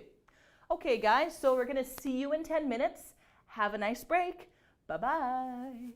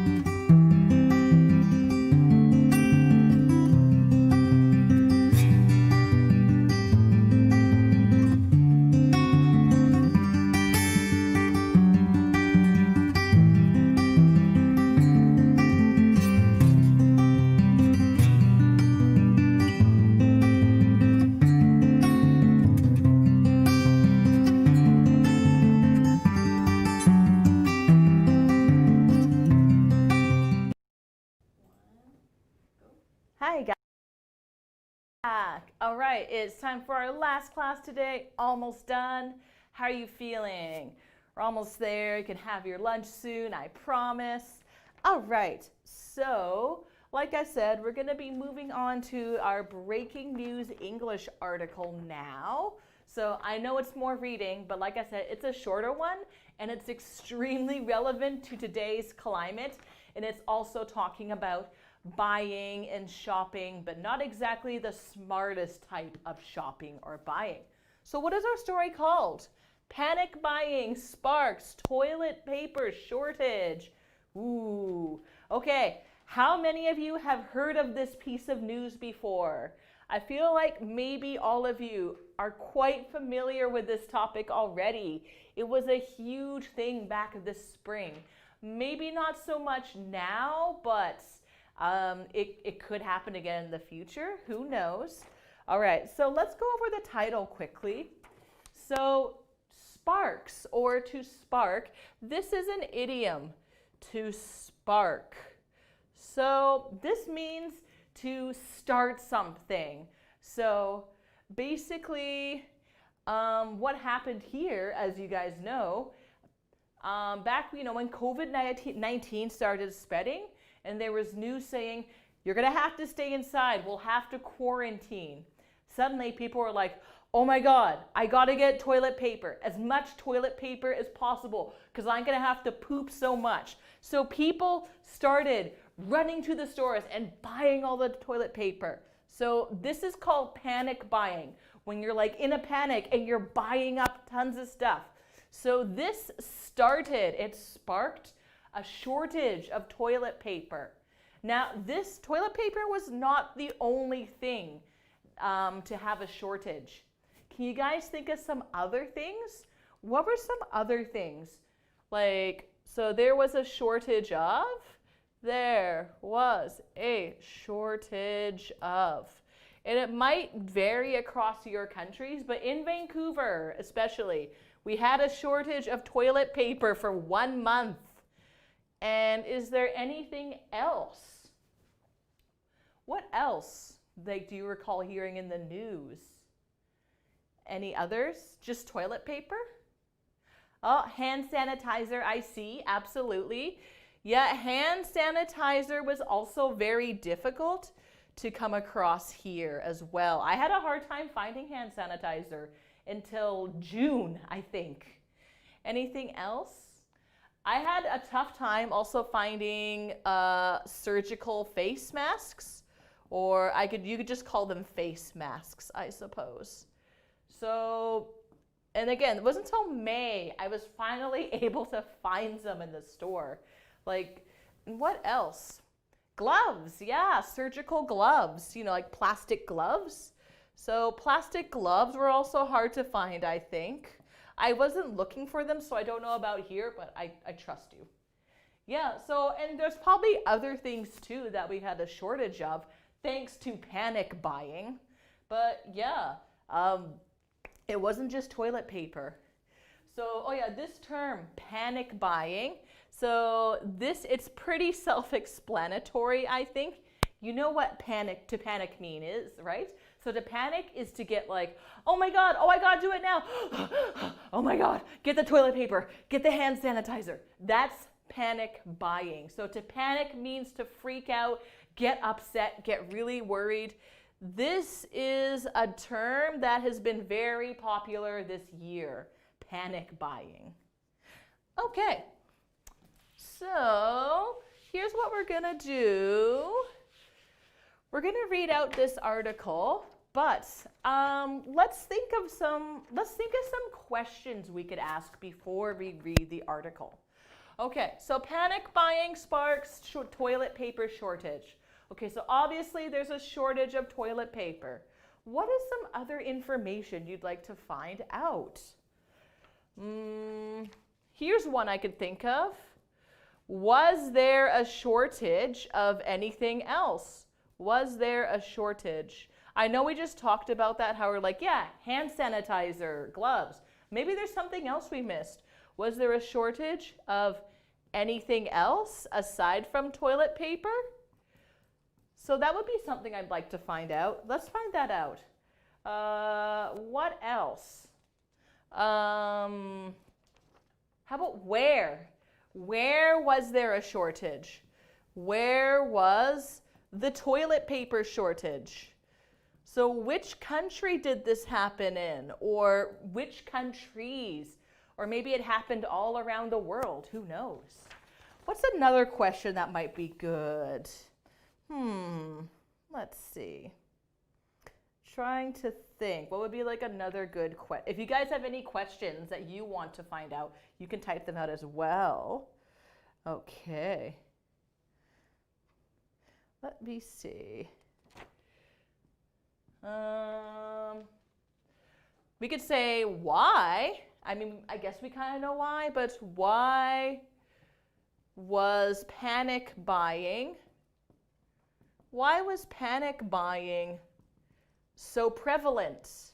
Like, why did it happen so often? And why was it so huge? So let's try and find the answer for these three questions. This one may or may not get answered, but I think we can come up with an answer ourselves, even if the article doesn't talk about it.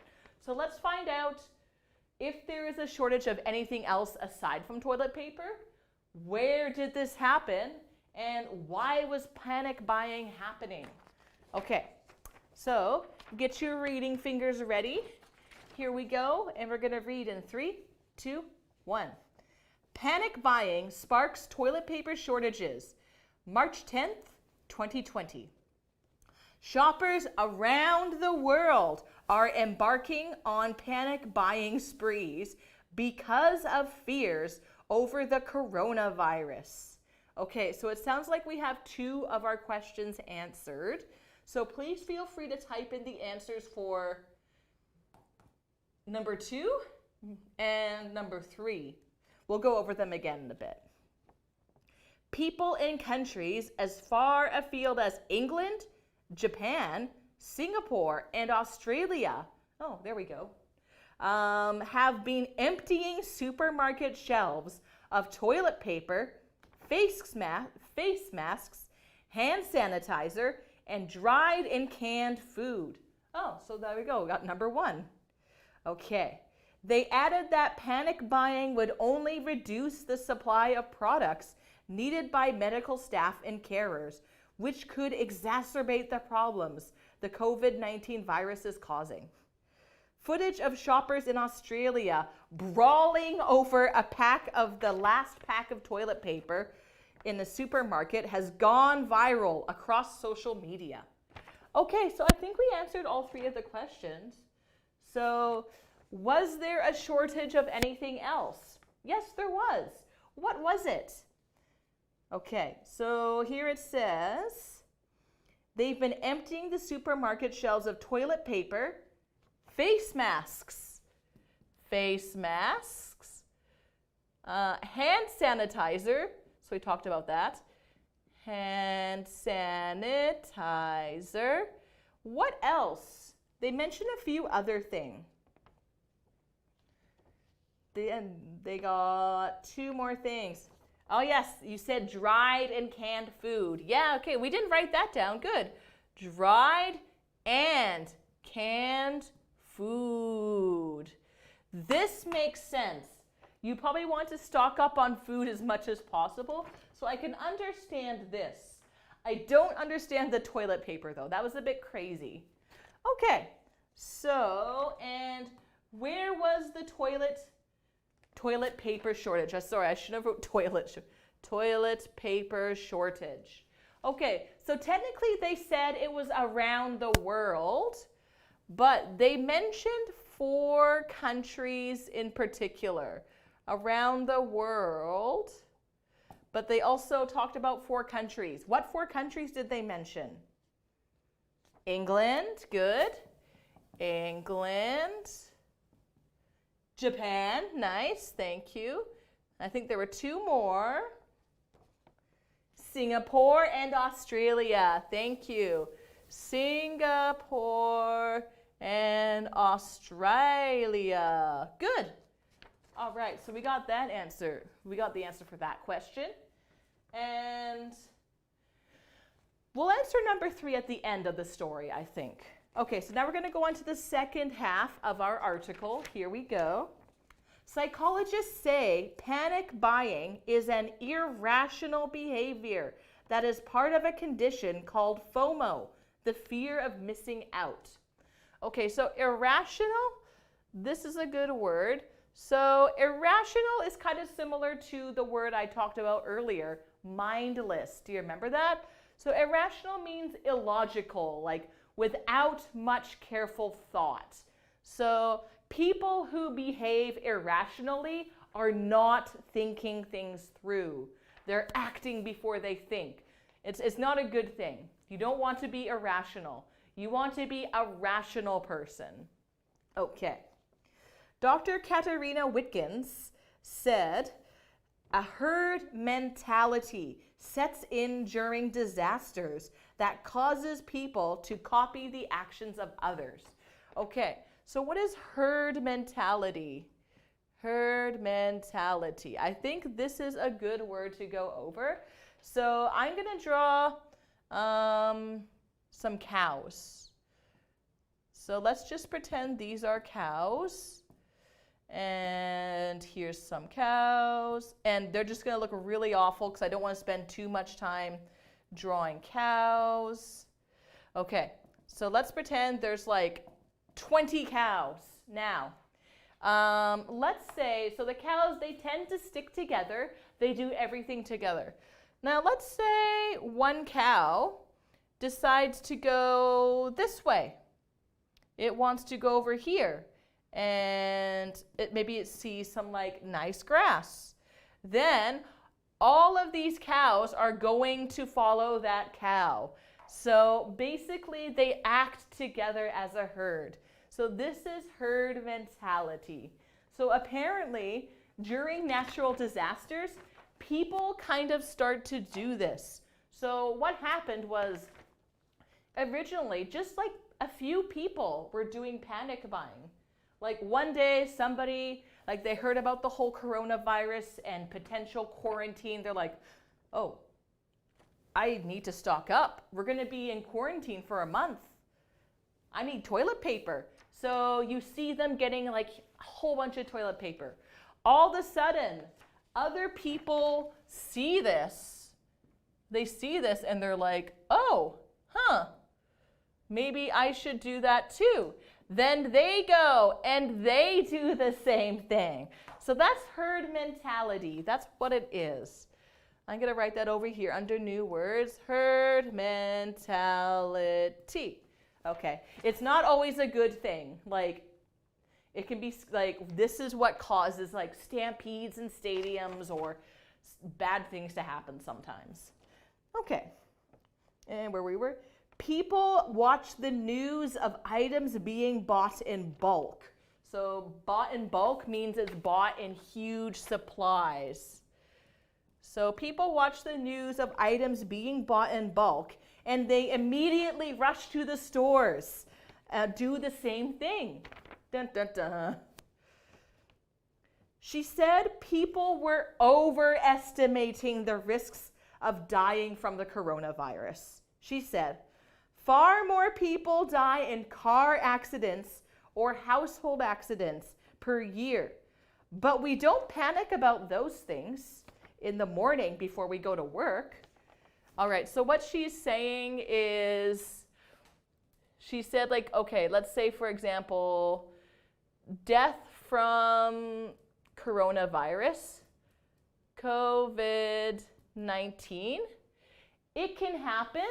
But it's far more likely that you're going to die from getting struck by lightning. Like maybe this is like 10% more likely than coronavirus. Like I don't know the actual number, but this is much more likely to happen than you dying from coronavirus. That's what she says in the article. Okay. Singapore's Prime Minister reassured Singaporeans that we have ample supplies. We have enough. So ample means enough. We have enough supplies.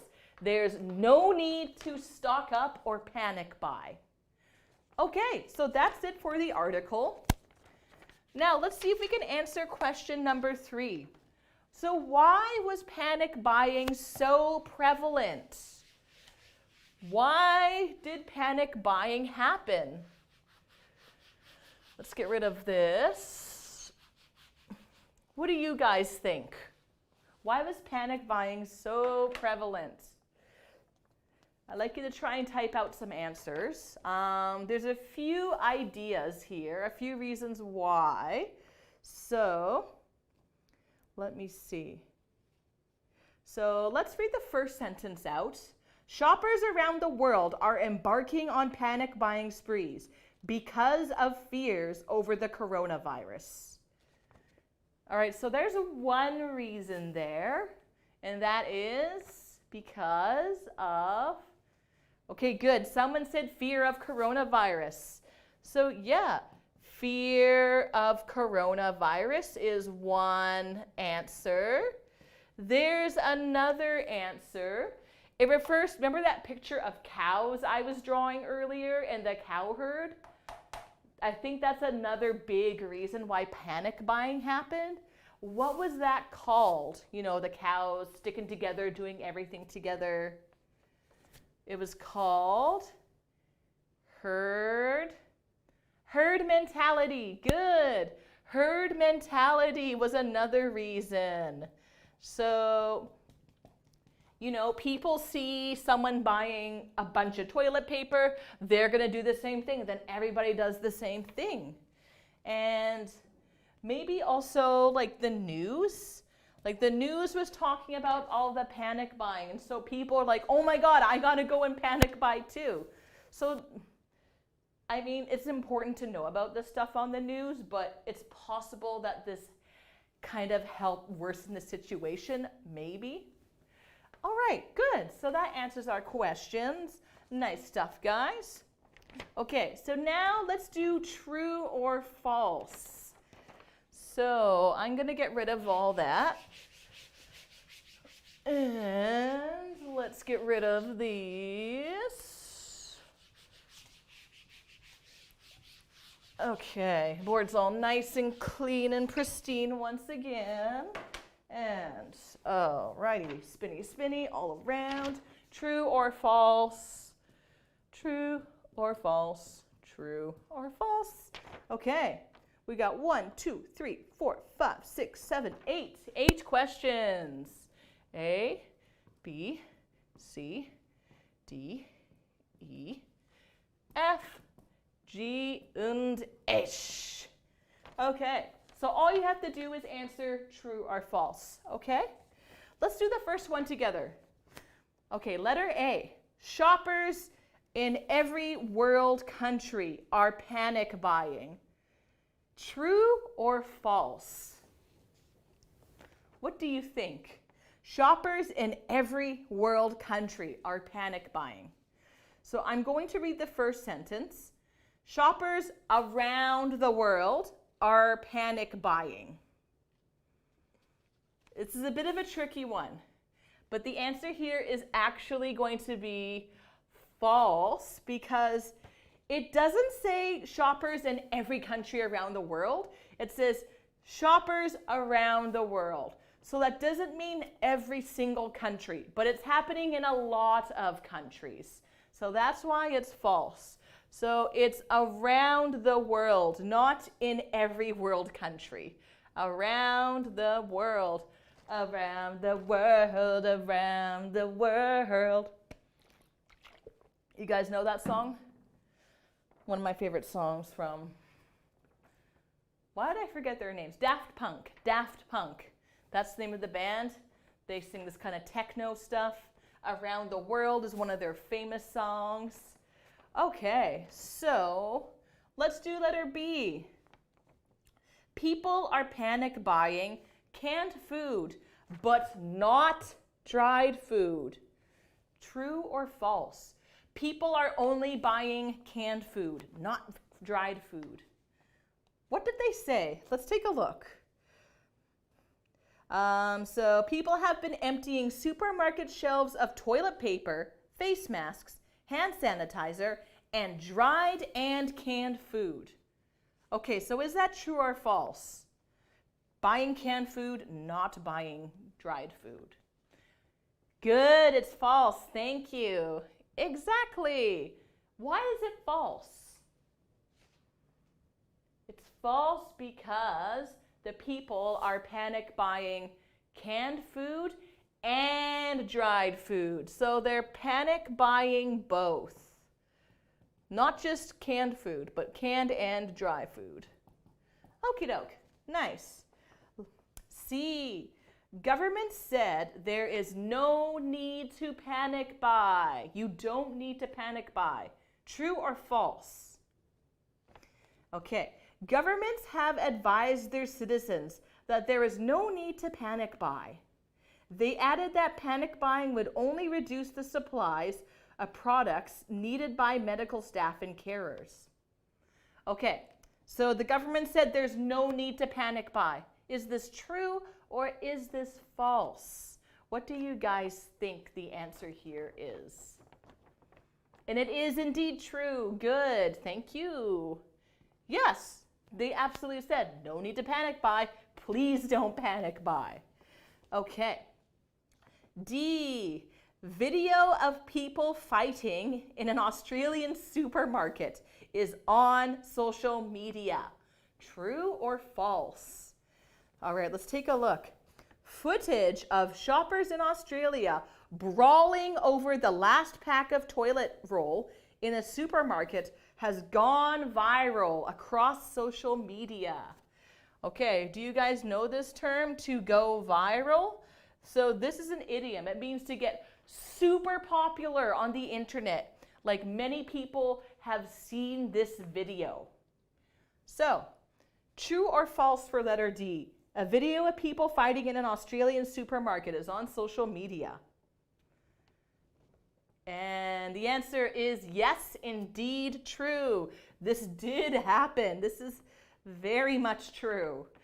That's pretty crazy, don't you think? People actually fighting each other just for toilet paper? What has the world come to? Okay, and letter E. FOMO means fear of missing out. Actually, I should write that over here. FOMO. So this is an acronym for fear of missing out. True or false? Psychologists say panic buying is an irrational behavior that is part of a condition called FOMO, the fear of missing out. Oh, okay. So does it mean fear of missing out? True or false? What do you guys think? Yes, it is true. Good. FOMO. So this is something that you hear often on social media or people talking to each other. So this often happens, say, on Instagram or Facebook. Maybe your friend posts a selfie of them on this beautiful beach and they're like, they look great. It's like sunny. They're having a barbecue. And then you see that on your phone. You're like, oh, I want to be there. Oh, that's fear of missing out. That is FOMO. Especially if you see a picture of your friends out enjoying themselves and you're not there. So some people will sometimes say, oh, I get major FOMO when I look at my Facebook photos, when I look at people's Facebook photos. That is FOMO. Okay, F. A psychologist said people follow each other like a fish mentality. Is this true or false? Did they say fish mentality? Let's take a look. Dr. Katerina Wittgen said, a herd mentality sets in during disasters that causes people to copy the actions of others. Okay, so are they saying they follow each other like a fish mentality? True or false? What do you guys think? Write in your answers now or never. And someone has said false. Good. The answer is false. So why is it false? So people follow each other like a fish mentality. Why is that false? What did they actually say? Yes, they said herd mentality. Herd mentality. So you remember the picture I explained, herd mentality, people following each other. We don't say fish mentality so much, but that does make sense since fish tend to swim together. But usually we say herd mentality, like we think about like cows and horses, for example. Okay, 2 more, almost done, guys. G, the psychologist said people are underestimating the risk of COVID-19. True or false? Okay, so to underestimate something means you don't think it's that bad. So for example, when I was in high school, I would always underestimate my exams. Like I'd be like, oh, it's not going to be that hard. I don't need to study that much. But then I take the exam, I'm like, oh my God, this is hard. Shoot, I should have studied more. That was me underestimating my exams. Okay, so people are underestimating the risk of COVID-19. True or false? Let's see what it says here. She said people were overestimating the risks of dying from the coronavirus. She said far more people die in car accidents or household accidents per year, but we don't panic about those things when we go to work. Okay, so is it true or false for G? People are underestimating coronavirus. The answer is false. Good, that's right. Why is it false? People are not underestimating coronavirus. People are not underestimating the risk of coronavirus. What are they doing? They are overestimating. Overestimating. So people think it's worse than it actually is. Mind you, this was back in March. Since March, a lot of people have died from coronavirus, so maybe we weren't overestimating it after all. Still should be careful about it, I think. I really think it's something to be careful about. All right, and last question. Woo! Singapore's leader said the country has plenty of supplies. They have ample, I thought I wrote this, yes, ample supplies. True or false? So it says at the end here, Singapore's Prime Minister reassured Singaporeans that we have ample supplies. There's no need to stock up. So is this last one true or false? What do you guys think? Someone wrote true, and that is correct. Very good. Yes, it is indeed true. Singapore has a lot of supplies. You don't have to panic buy.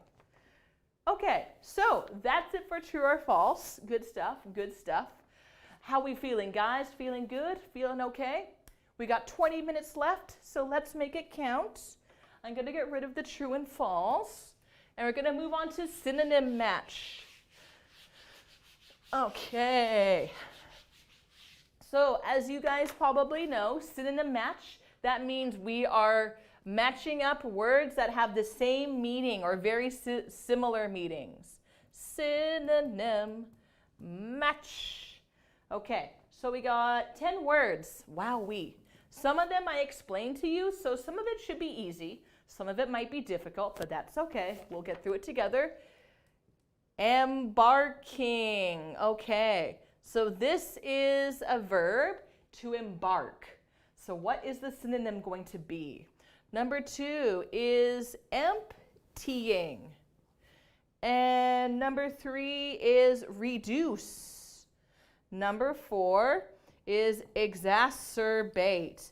I feel like this is a word we come across pretty often in our articles, so you might know exacerbate already. Number 5, brawling. Brawling. Number 6, irrational. Number 7, mentality. Mentality. Number 8, we have copy. Number 9, risks. And number 10, ample. All right, so here we have a list of other words on the left, and each one is going to match one of these. All right, so let's try number 1, embarking. What is the synonym of embarking? So this is a verb. It's a verb, so we're going to want to match it with another verb. So what verbs do we have? We got cut, imitate, fighting, starting, and worsen. So those are our 5 choices. Cut, imitate, fighting, starting, or worsen. What do you think embarking is? And it's probably going to end in ing as well. So we got maybe fighting and starting. Those are probably the 2 best choices. So what do you think embarking means? Fighting or starting? Type in your answers now. Now or never.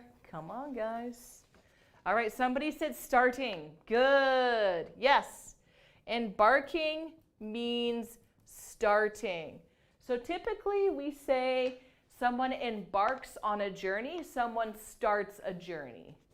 Okay, and that was number F, or letter F. Okay, F. All right, number 2, emptying. Okay, oh, so emptying, this is also a verb. Okay, so I forgot to mention one of the verbs in the last one. So again, ing, so we're looking for another ing verb, emptying. So let's see, we got fighting and clearing. What do you think? It's going to be fighting or clearing? So emptying, what do you think the synonym is? Everyone is emptying the shelves of toilet paper in panic buys. They're fighting the shelves or they're clearing the shelves? What do you think? And it is clearing. Good. Letter I. Clearing. Okay. So clear is another way to say empty. So you can clear your desk, which means to get everything off of your desk. Okay, good. Number 3, reduce. Okay, so this is the verb to reduce. This you might already know. So let's see what verbs we have. We have cut, we have imitate, we have worsen, and what else? Hold on. So yeah, to reduce. So we got cut, imitate, and worsen. So those are the 3 verbs we can choose from. To reduce. What do you guys think it's going to be? So remember, reduce means like get less and less. So the word is going to be, I'll let you guys type it in while I take a drink.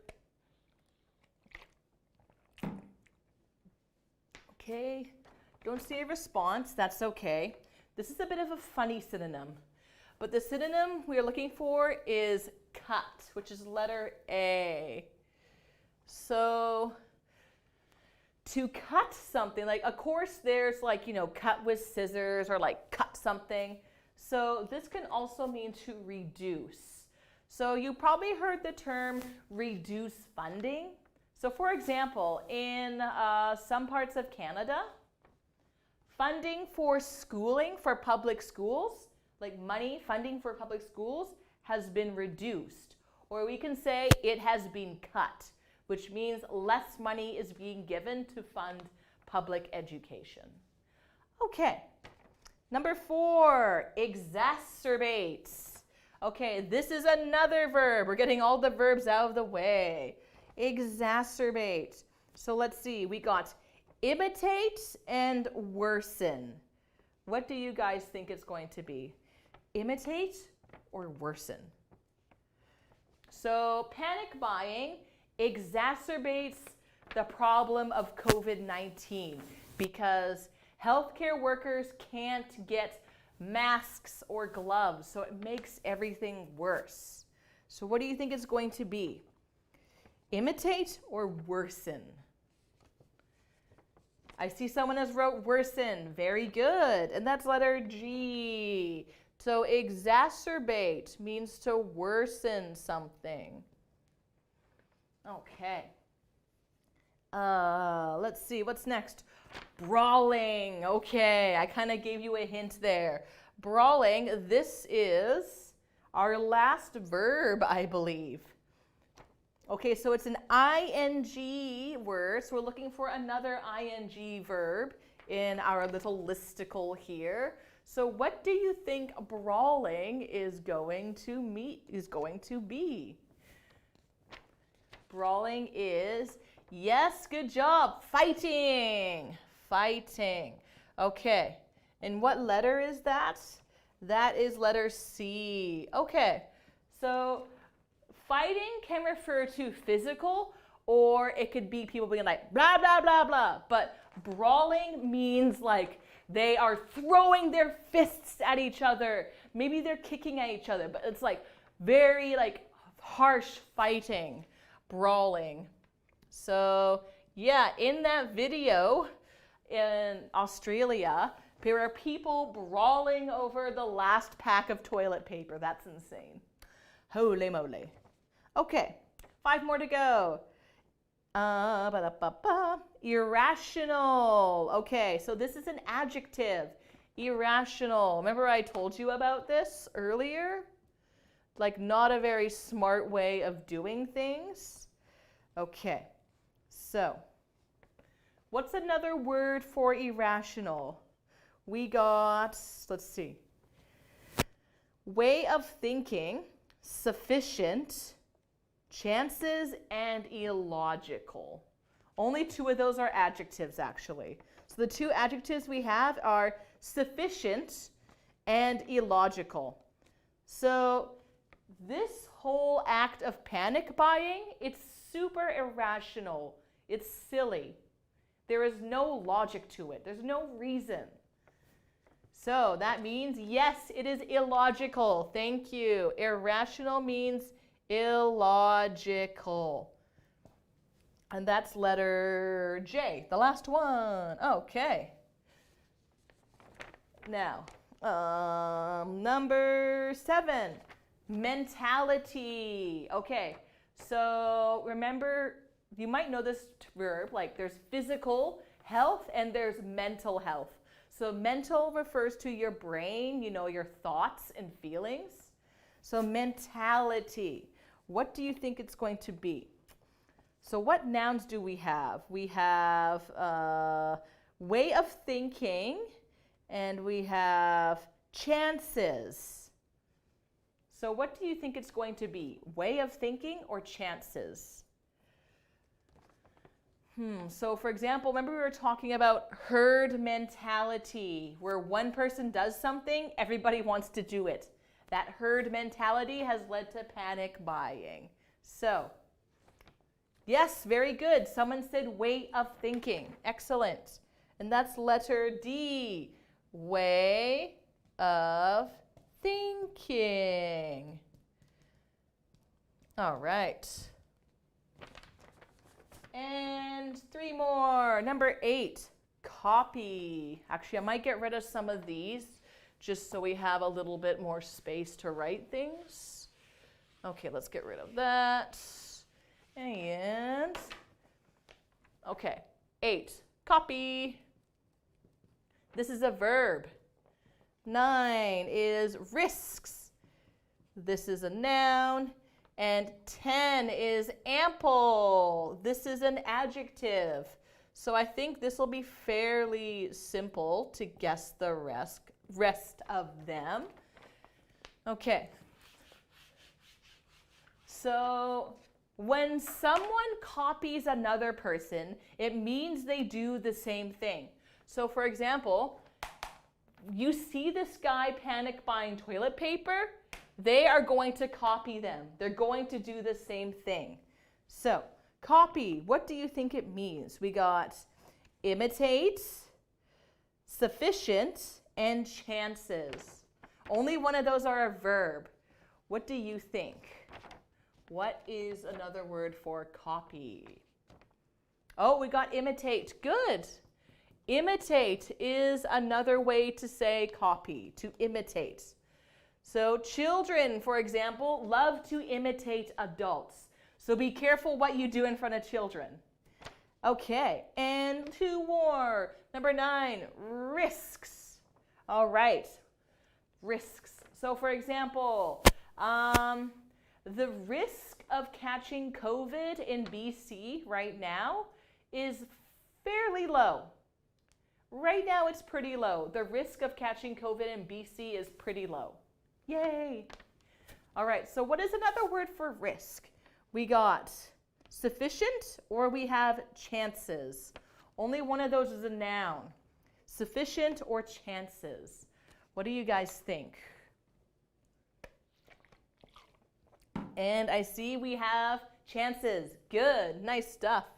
Chances. All right, H, letter H, and that means ample. Another word for ample is sufficient. Okay, and that is letter E. Okay, so for example, before class, I always make sure I have ample water. I have a sufficient amount of water. I'm almost done now, so I'm okay. But at the start of class, my bottle of water is always full. I have ample amounts of water every class. All right, so good stuff, guys. Well done. We only have about 8 minutes left. So let's do a discussion for the last 8 minutes. Let's talk about what we have read, and let's talk about panic buying. Woohoo! Okay, so we're going to get rid of that. All done. And let's see. Let's do letter A. So discussion time. What do you think about what you read? So what do you think about the story? What are your thoughts? Did you believe it? Did you not believe it? Was it kind of scary or frightening to read that story? Or were you surprised or were you not surprised? What were your feelings? I'd like you to let me know in the comments. For me, when I read this, because I heard of this news before, I was not really surprised. But one thing that surprised me was, I think it was like at the end of the first paragraph, where there was a video in Australia of shoppers brawling over toilet paper. That shocked me. I thought that was kind of awful. What did you guys think of that part of the story? Like, what were your thoughts on that? Was it kind of upsetting to read? Yeah, okay, someone said, yeah, it was pretty awful. They agreed with me. Yeah, that was a pretty surprising, awful part of the story, I would say. All right, good stuff. If you have any more comments on first question, let me know. Okay, let's do letter B. Okay, let's do B. I'm not going to write it out because you guys should have your sheet here. Should stores limit the amount of things shoppers can buy? So do you guys know what that means? So basically that means, let's say for example, we got a pack of toilet paper and maybe you're only allowed to buy 1 per person. This is a limit. So do you think stores should limit the amount of things people can buy? Yes or no? And if you can, tell me why or why not. So for me, I feel like yes, stores should limit the amount of things people can buy so that this does not happen again. So in a lot of stores in Vancouver, this did happen. It happened with toilet paper, it happened with hand sanitizer, eggs, milk, butter. Like many stores made sure to limit how many people could buy because they did not want panic buying to happen anymore. It did happen at first in Vancouver, but I think by the end of March, this was very strict. You could only buy one roll of toilet paper per person at each store. But yeah, let me know what you guys think. Let me know if you think limiting amounts is a good thing or a bad thing. There's no right or wrong answer. Just let me know. Okay, I just gotta clear up my throat because it's dry. Ugh, there we go. Okay, well, let's move on to letter C. Is letter C a good one? Let's do letter D. Okay, so this is talking about FOMO, fear of missing out. So, do you ever worry about missing out on things? Missing out on things. Okay, so basically this is asking, do you experience FOMO? Do you ever worry about missing out on things? Does this happen to you? Yes or no? There's no right or wrong answer. Again, everyone has a different experience.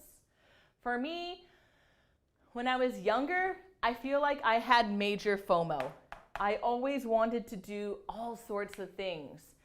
For example, when I was in university 8 years ago, sometimes I hear there'd be really fun parties or all these cool things happening, but I'd always be studying and I didn't have time to go to these parties, or I didn't really know anybody or know people who like to do these parties.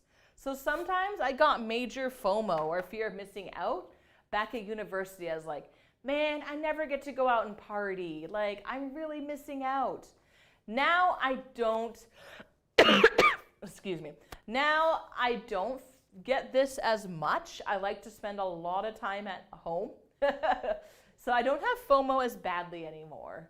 Sometimes I get it a little bit if I hear my friends are hanging out together, but I wasn't invited or I couldn't make it. I get a little bit of FOMO. Not as badly as before, but it does happen. And how about you guys? Does it happen to you? Okay, I see someone typed yes. Okay, so it does happen. I think it happens to a lot of people. It's pretty normal. It's pretty normal. Yeah. Okay, I think we have time for one last question. Let's see. Let's do letter E. Why do we worry about coronavirus but not car accidents? Okay, so remember I gave that lightning example earlier? I think I might have misread it. So basically, car crashes apparently are more likely to happen than you dying from coronavirus. Okay, so that's a car crash. So this is more common. This happens a lot. This is one of the biggest killers in the world, car crashes. So why do we worry so much about coronavirus, but we don't worry about car crashes? Why do you think that is? Do you guys have any thoughts? You guys can type in your answers below. I think not many people worry about car accidents compared to coronavirus because car accidents are not always on the news. They're not widespread. And coronavirus is more of a global thing. It's a pandemic. So I think because it's going around the world, that's why people are freaking out about it. And it's contagious. Car crashes, not contagious, but people should still be worried about this. Don't text and drive, obviously. That's a really big cause for car crashes. But I think, the way coronavirus is being reported on the news, that gets people worried because it has a lot of news coverage. Car crashes in general don't get as much news coverage. So that's why I think there is more coverage on coronavirus than car crashes. All right, guys, so we have come up to the end of our lesson for today. I'd like to thank you for joining in and for your participation. I'll be back tomorrow, but I hope you have a good day and see you tomorrow. Bye-bye.